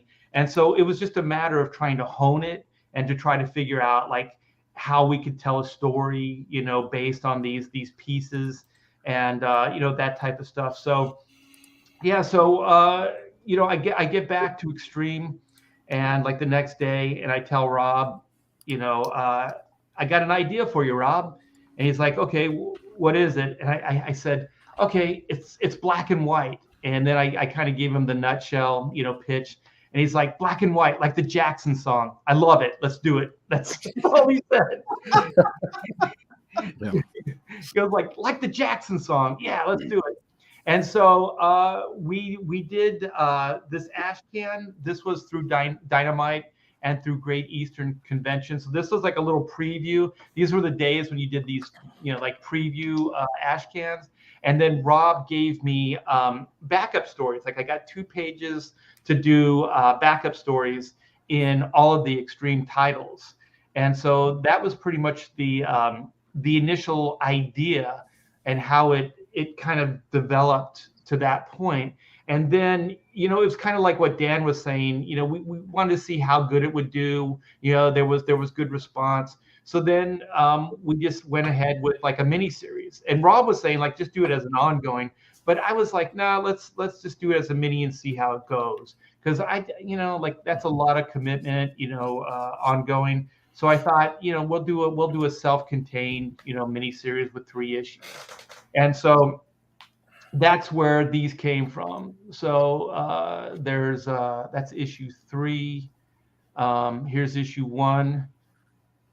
So 2, and then 3, and then we later did do an ongoing a year later, and that was codenamed Black and White. But I do have some like sketches and some doodles. These were early drawings of like Brooks Gray on the left, and then this character that was a double agent. His name's Mitchell, and his nickname was the Mole, so Mitchell the Mole. So he kind of looked like a mole. These weren't the final, takes on it, and so this was like Whitney's song. She had like this little bob cut. Oh yeah. Kind of anime inspired. And so here's another shot of Mitchell the Mole. Yeah. Great. And then this was early stuff with Yi, Uncle Yi. So I still wish I would have went with this one though, because I like it. Yeah. And then this was later when I was kind of redesigning the costume. So then this was obviously a digital friend of mine put my drawing together and kind of colored it all up and everything. Yeah, it looks like a 3D model almost. It's great. Hey, that's cool. Yeah, he does video games. Yeah, it was just good stuff. And so then this was kind of years later. There was a lot of development back and forth, because it took 25 years to get to this point. So I did the initial miniseries at Extreme, and then when Comicsgate became like viable to publish independent IPs and things like that. I kind of dusted off a lot of this stuff, and so I had 25 years worth of layouts, and I basically have 2 versions of the story that I completely reworked But what happened is a studio mate of mine, Taylor Grosso, who became my writing partner on Volume 1, I gave her the miniseries just to read. And so she came back and she goes, "This is great." And I said, "Really?" I said, "Because isn't it dated? Doesn't it feel dated, whatever?" She goes, "Kind of, but there's this really cool charm to it. There's this like sensibility that is really lacking in today's comics." Like she even recognized it, this was probably 3 years or so ago.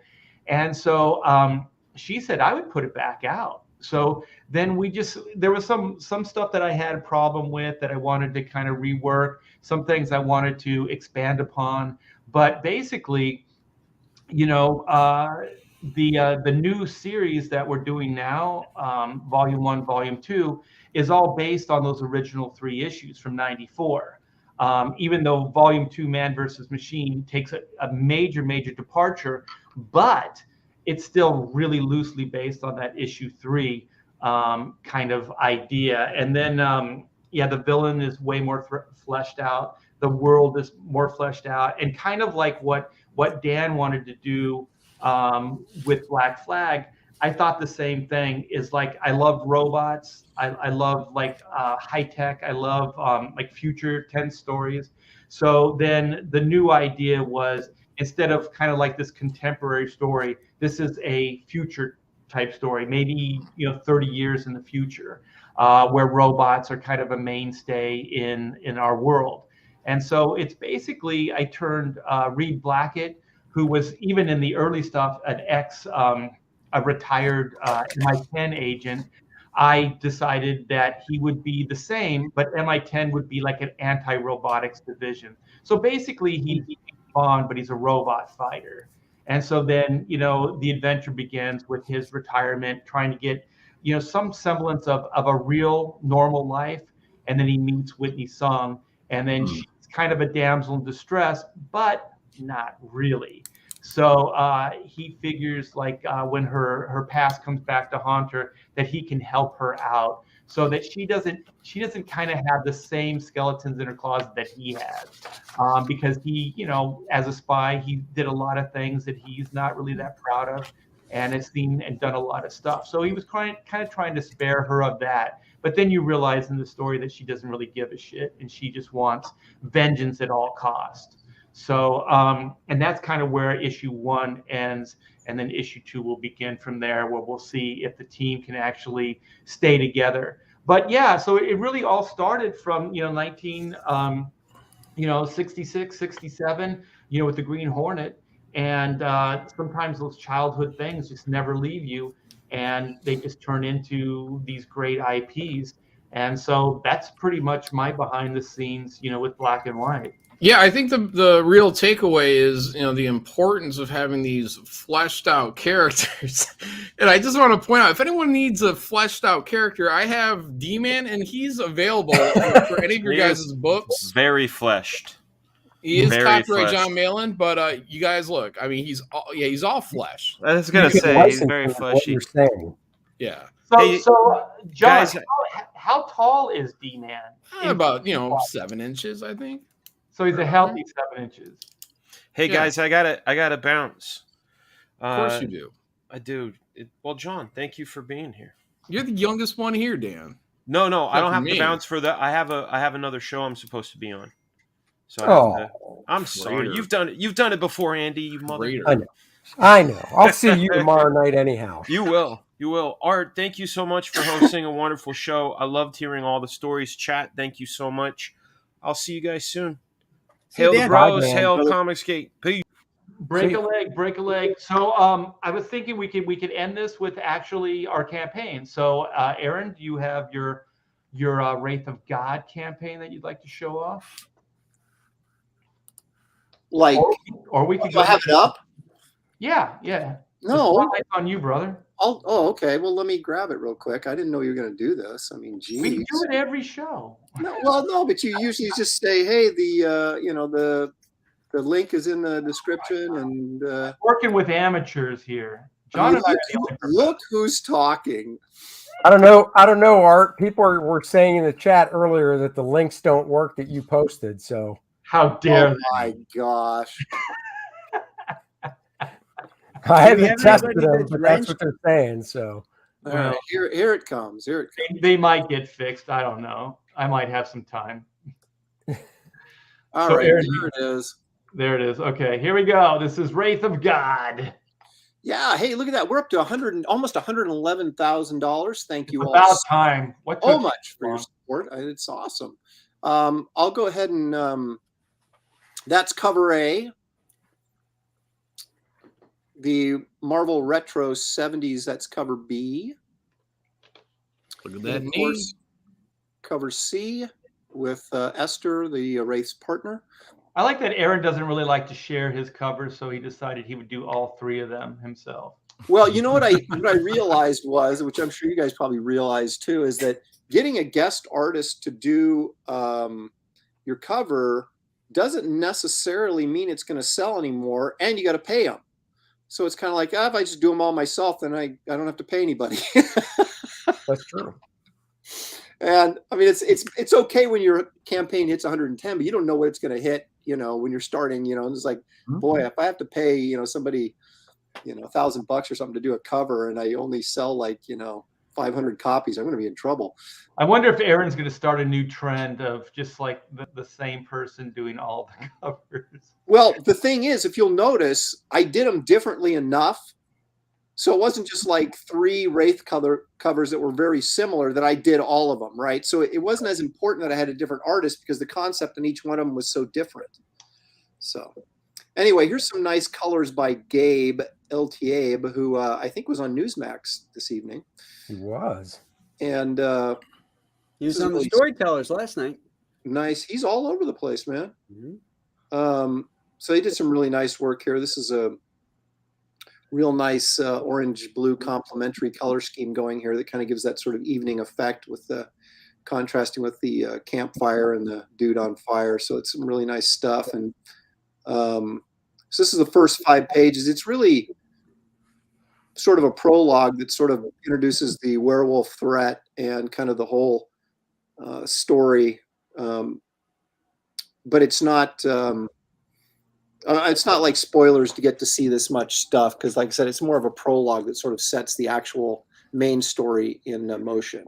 Right. Here's a question from Randy. Hey, Aaron, is the Wraith card coming up this month?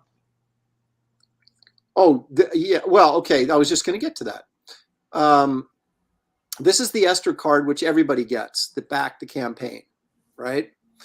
And this is a limited edition print that's available as one of the perks. And then this is the card he's talking about. Now, this is the Wraith card that only goes to the people that did pre-sign-ups, right? Or, yeah, pre-order sign-ups. And so that's about a little less than 900 people. So I'm printing up 1,000 of these cards, and that extra 100, I will put them up for sale on the campaign. And so I am waiting on these. I just sent those out to the printer, and so I'll be getting, well, who knows when I'll get them back, hopefully sooner than later. And then I've also got shipments of Garbage Man trade paperbacks heading to my house right now.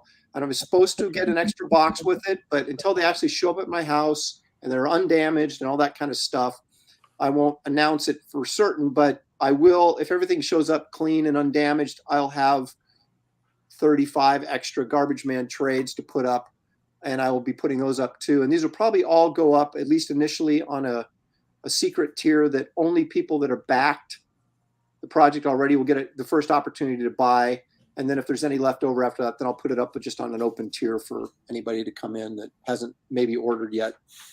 Okay. Hey, Aaron, can you, I don't know if you can you put your link in the chat? Everybody put your link in the chat. It won't go in there, Art. No, we have to do it in a private chat. Oh, you got to do it? Well, send it to me in the private chat now. I'll post it up. Okay. What, Art hasn't made you guys moderators?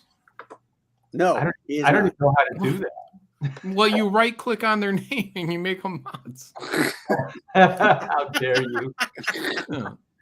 Or actually, there's 3 dots. So when you're on the Art, you have to make moderators. So when you're on your YouTube screen and you see your chat scroll by, there will be 3 dots on the right. You click on that and you write, and it says one of the options is like ban or add moderator. You want to add moderator.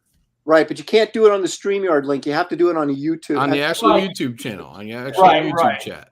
Yeah, I know that. That's why I never have done it, because I'm always in StreamYard. So. You should do it now. Why you have everyone here? Graham, Aaron, Andy, you guys should all post in chat a little hello, so Art can turn you all into moderators, so you guys can keep promoting your projects. Okay, all right, that's a good idea. Now the pressure's on.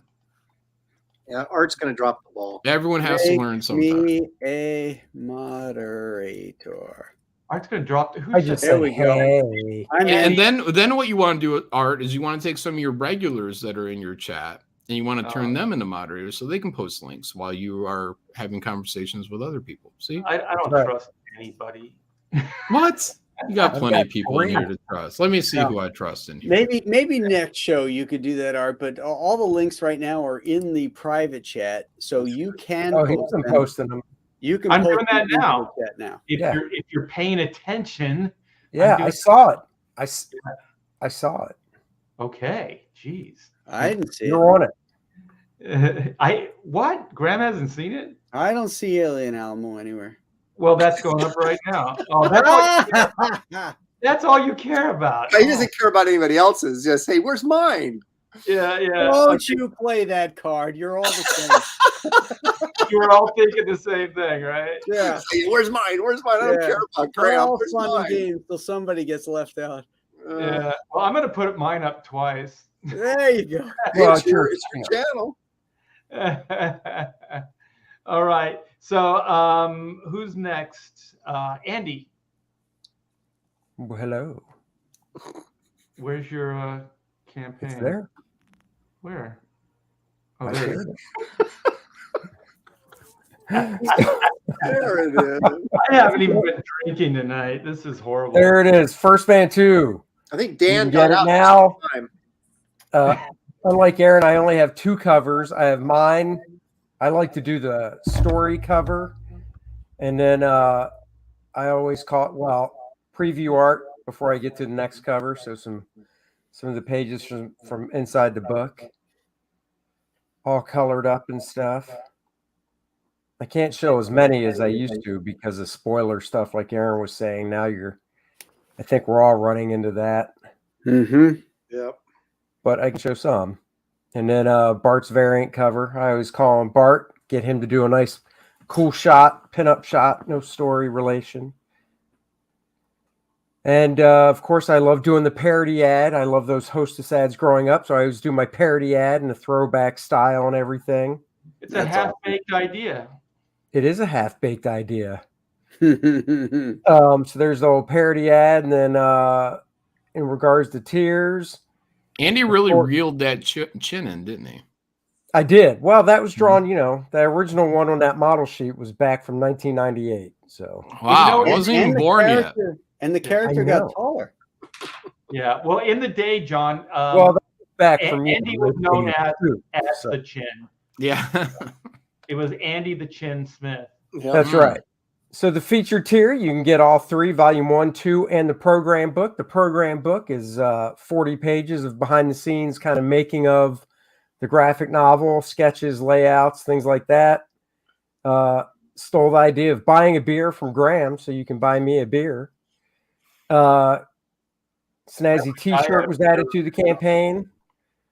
And, Bart's cover, and you can just get 1 and 2. If you missed out on 1, you can get volume 1 and 2. Then there's the old volume 2 with the black book, which is the 112-page art book, kind of a retrospective of my career, my 30-year career from 1991.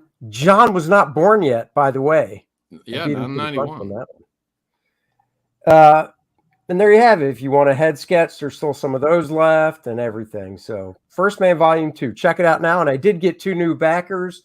So thank you guys very much for that. I really appreciate it. Thank you.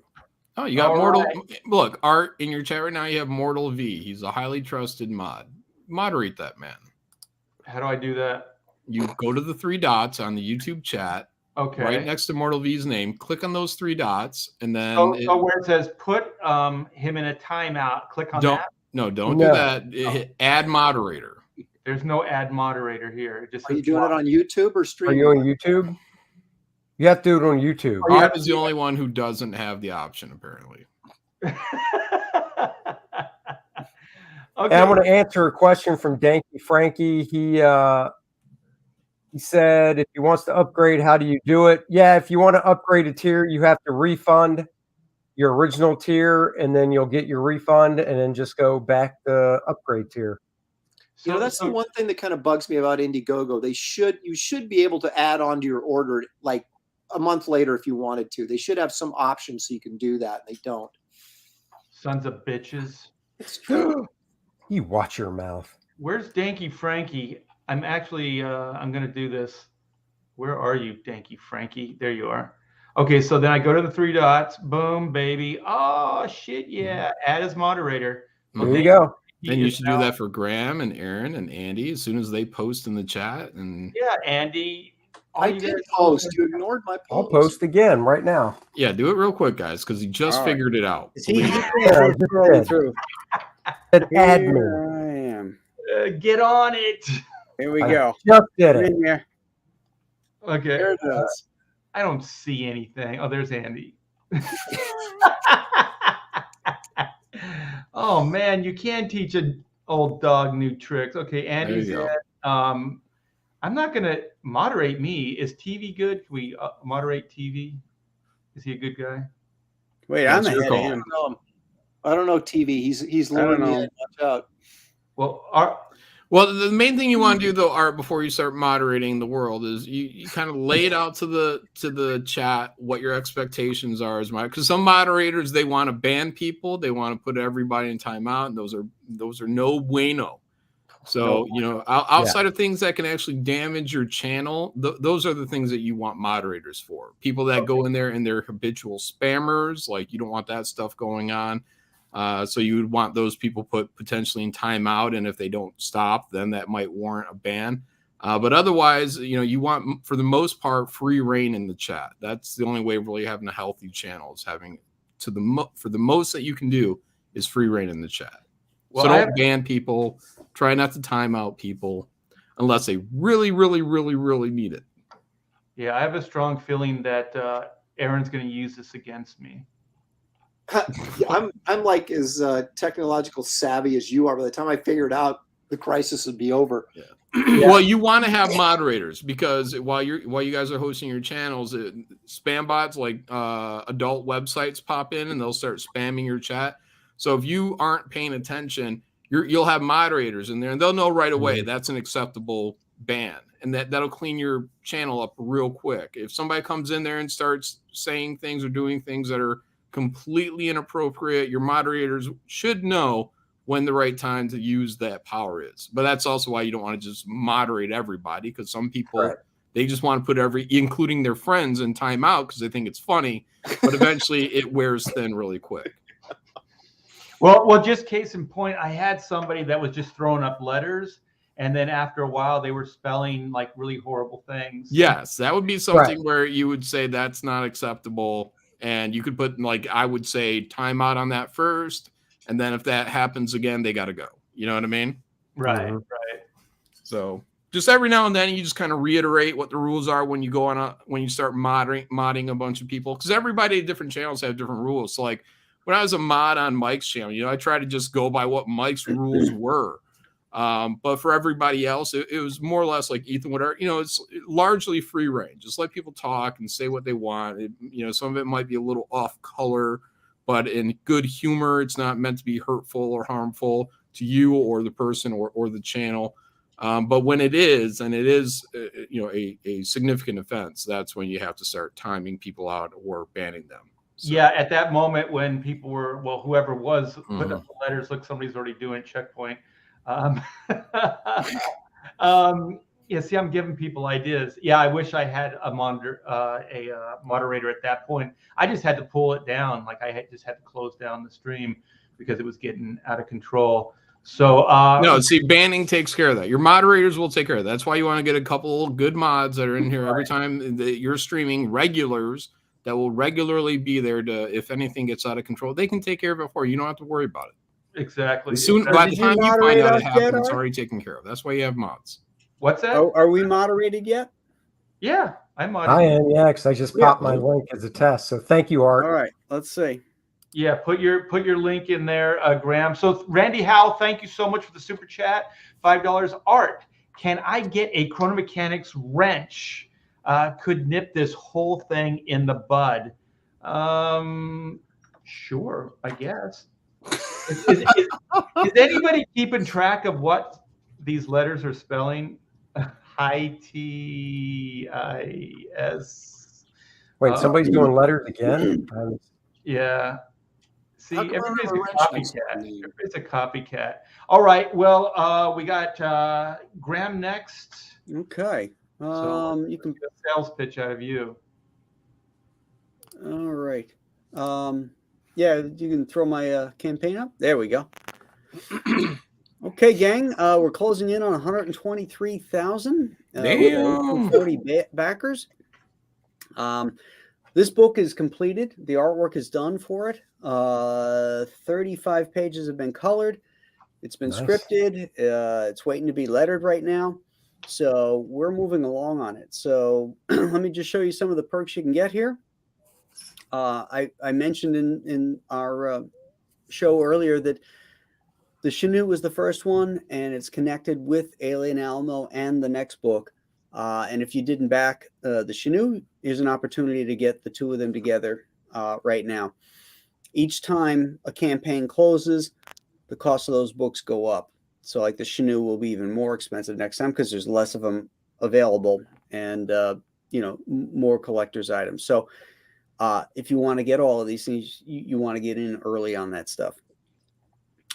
This is the wraparound cover colored by the wonderful Elizabeth Breitweiser. She is absolutely incredible. Here's some pages from the interior. Over here, you'll see another cover, cover B by our own Aaron Lopresti, one of the bros. Aaron. Wrong with my take on the crab monsters. This is the pencil drawing that Butch Geis had done for the third book covered, but when the campaign was created, I didn't have the finished piece, so that's why this looks like that. When I scroll down, you'll see the finished. I have an ash can that's going to be complete of all the layouts and the layout for the cover. That's going to be really cool. We got. Are you still trying to figure out what he spelled? He spelled arthritis. That's good use of spelling right there. No, I got it. I was just trying to do it while Graham was talking. I didn't want to interrupt him like you just did, John. You guys are interrupting my pitch. Sorry. All right. We got some Compass comic swag. We see our friend John Malin wearing this hat occasionally on the shows. Yeah, it's true. Yeah. Yeah. Right here. John represents real nice. Thank you, sir. I like black. There it man. is. Yeah. There it is. Some more pages. This one, this perk, if you are interested in the original Monster Island, this comic is mint condition 1998. The first published book under the Compass Comics banner. I found a case of these things in my basement. So it's a rare opportunity to get one of the originals from 1998. You can get all three covers if you like. I love this page right here. I love the colors. I love the black placement. It's a fun page. It's a great looking book, Graham. I mean, really. There's that one epic shot of like the ravine. Is it the next page where they're looking down? Yes. Oh yeah. Yeah. Look at I that. see the aliens. The aliens are all there. They're coming out of their pods. Yeah. There's only one piece of original art from this book because I do everything digitally, and that is the mini print that everybody's going to get, and that's this drawing right here, which is done in pen and ink. I just wanted to go back. Head sketch. I'm going to be starting head sketches next week, so that's going to be closing really soon. 24 of the 50 have been claimed. So if you're interested in a head sketch, you need to get on that now, because once I finish those, that's it. Because I've got other stuff to do to put the book together. Do you have a time when you're going to close the campaign? Once I start fulfilling and people start getting it, I want to hold on for the bump, because a lot, once people start unboxing and stuff. Originally, I was going to close it today, but I've rethought it and I've decided I'm just going to keep it open. No harm, no foul, because I'm going to overprint this stuff anyway, so I'll have extras. So I'm not expecting that many new orders to come in that I'll be overwhelmed. So I think that's a good idea to wait for, like you said, the bump. And that the reason I asked is because, I thought that you had announced that you were going to shut it down this week. Yeah. Yeah. I originally announced that tonight I was going to shut it down, but I've changed my mind on that. I think it's a good idea. Yeah. That's the good thing about being the boss. You can change your mind. That's right. Nobody can yell at you. Yeah. Well, I'm sure John will. No, look, Hey, I tell everybody, don't do what I do. Like I don't go in demand. That's a risky endeavor, and I don't recommend anybody go down my path. If they choose to, more power to them. But I don't suggest it. There's a lot of money to be made by being in demand, for sure. I'll tell you though, when I see your campaigns, I am so tempted just to go. It's like an all or nothing kind of approach. But what you're doing is you're creating an event. You know what I mean? Like you have a month and a half, 2 months, and it's an event. And if you don't get it, I hope so. Yeah. Then but I mean, even though he's a bit of my nemesis, Shane Davis, he kind of turned it on its head, because he's the first guy to kind of break through on that now. So like when we did Godlike, that did 103, I think, in its first day. And most people would say, well, that's because John leaves his campaigns open for 2 months and, then he's going to close it. So it's that built up demand. People want to get in there. Fun. But then Shane is going to do, he goes and does Inglorious Rex. And then he does 100 and something plus on his first day. And he did nearly what I did in 2 months. But now he'll leave his campaign open for several months, 6, 9 months. I don't know how long he's going to go. And then he's going to continue to accumulate more money. So he will ultimately pass me. It'll be a long road, but for me, my whole intent from the get-go when I started my first campaign, the first Graveyard Shift, was I just didn't want to be in sales mode all the time. Right. I didn't want it to just be like never ending, like, hey guys, we ticked up, 2 backers today. You know what I mean? Like I like keeping it compressed, but there's no guarantee that you'll get that same kind of compression. Everybody's different. Yeah. But Shane Davis was the first one to kind of break that, where now we know he's going to be in demand for nearly a year, but he also was able to raise a significant amount of money in that short amount of time. So the big question for you, John, is a second chance, Godlike one? I'm not that smart, guys. You know what I mean? Like, everyone thinks I'm just going to like come up with this idea out of the blue to do a second chance and try to beat Shane Davis after he ultimately closes his campaign. So there's no chance for him to gain any more traction. I'm not that smart. I don't think that far ahead. But CG does allow us to add second chance campaigns to the number of the initial campaign. It's true. So you might rethink this once Shane starts rubbing your nose in it. It'll be a while before Shane can rub my nose in it. He's dead in the water now, guys. So I'll give him 3 months to get that extra 20 grand, or 4 months, whatever. He'll probably close. He may not even hit my number. I don't know. Yeah, we'll see. You never know. He's pretty charismatic. Is he? There it is. Hey guys, I got to run. I got another show.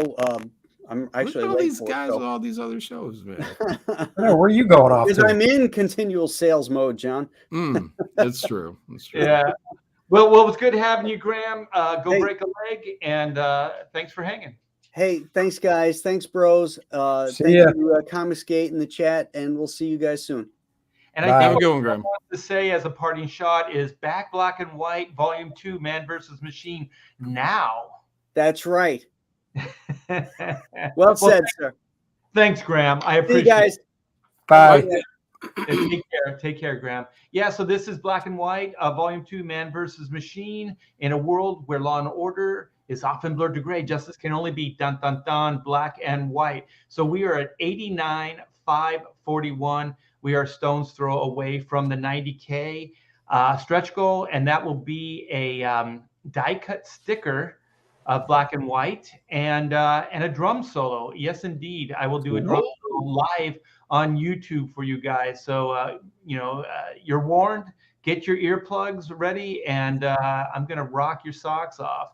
So here is the reason for the season. This is Man versus Machine. They're back and badder than ever. This will be the epic conclusion to the origin story. So this is Volume 2. And we're going to see if these two crazy kids can get together and work out their differences. I have a feeling that it's going to be a rocky road at the very least. So here's the main cover here. This is the Kenneth Rocafort Volume 2. I hope you're paying attention here, Aaron. This is how you're supposed to do things. And then we have the incredible Joe Bennett doing another variant cover, and this is his first work after being canceled from Marvel Comics. So Joe's a good friend, and he just volunteered this, and I said, hell yeah. So this is the great Joe Bennett lending his considerable talents to this cover, and this is the great Kyle Rittenhouse doing the colors. Wow. Yeah.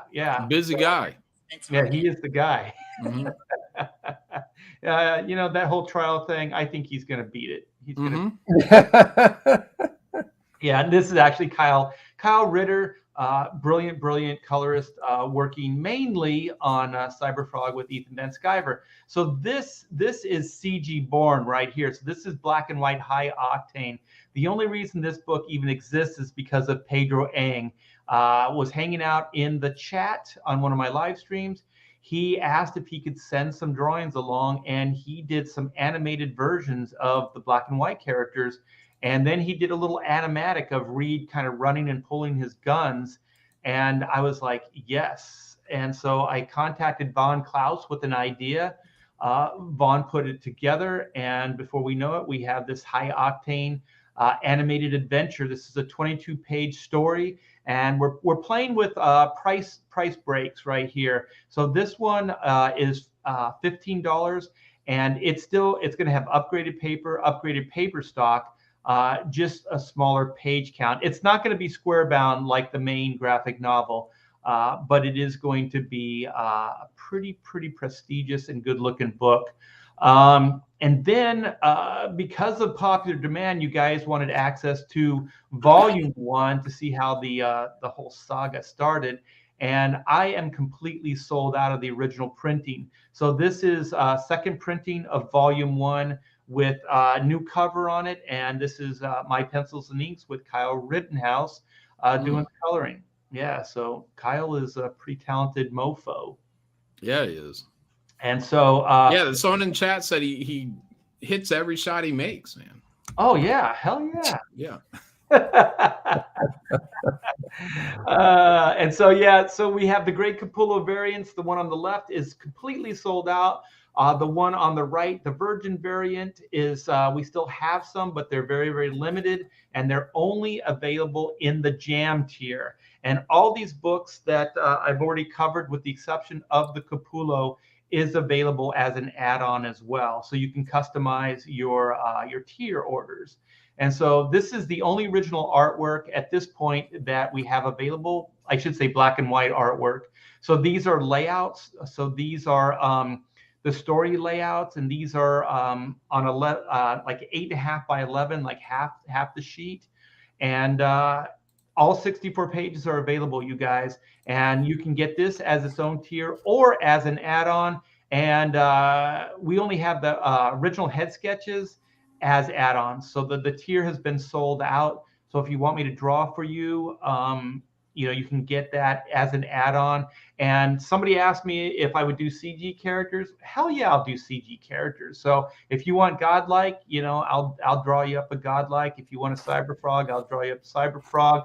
Whatever you guys want, I will draw for you. And so then we have we have 90K worth of stretch goals here. And you guys click the link. You guys can come by, see what you're going to get already for free, and check out all the tiers. All the tiers with 3 books or more come with a free trading card. And we just added these wraparound black and white T-shirts designed by Red Valkyrie. Shay did a great job on these. And so we have those. We have them in larger size and regular. And then we also have the Inko T as well. So thank you guys so much for letting me pitch to you. I want to say thanks to all my professional friends. It was great hanging out with you guys. We broke 2 of the guys. We broke Dan Fraga and we broke Graham Nolan. They couldn't hang with us. But we do have John Malin, who is a man's man and can last the duration of a live stream. So yeah, I got the stamina. Yeah, hell yeah. Well, you are the youngest. Going all night on the Jack Show right after this too, guys. Yeah, and also like John, Godlike has been it's closed out, but John has a YouTube channel. It's great. He is one of the hosts of the Jack Show. It's a great program. I don't know. It's actually terrible. It's a terrible program. No, it's not. But if you like degeneracy and alcoholics talking about absolutely nothing, check out the Jack Show every Thursday night, 11 on my channel, Anna That Star Wars Girl, Cecil, and sometimes Kelsey. Sometimes Kelsey. And then Aaron's going to be a guest tonight on the show. That show is too salty for me. Yeah, I don't know if Aaron would do it. I'd melt on that show. We've had 2 women urinate on that show on live stream. So I don't think Aaron. Yeah, it's probably not my cup of tea, as they would say. It's barely my cup of tea. Barely. You know what kind of scares me about the Jack Show is I've been on the program a couple times, and I'm kind of like, wow, I kind of fit in here. Like there's part of me that's like, that's part of my personality that actually relates to this craziness. Yeah. Nice. Yeah, I like it. All right, you guys. So thanks to everybody in the chat. Thank you for the super chats. And whose channel are we next? Are we? Well, next week is Thanksgiving, so we gotta have a powwow about it. So. Oh, we were gonna do like a Thanksgiving kind of pre-recorded thing, right? But the next one would be Billy anyhow, so that'll be the week after. Okay. All right. Well, everybody have a wonderful what's left of the evening. Go check out the Jack Show, and we'll see you later.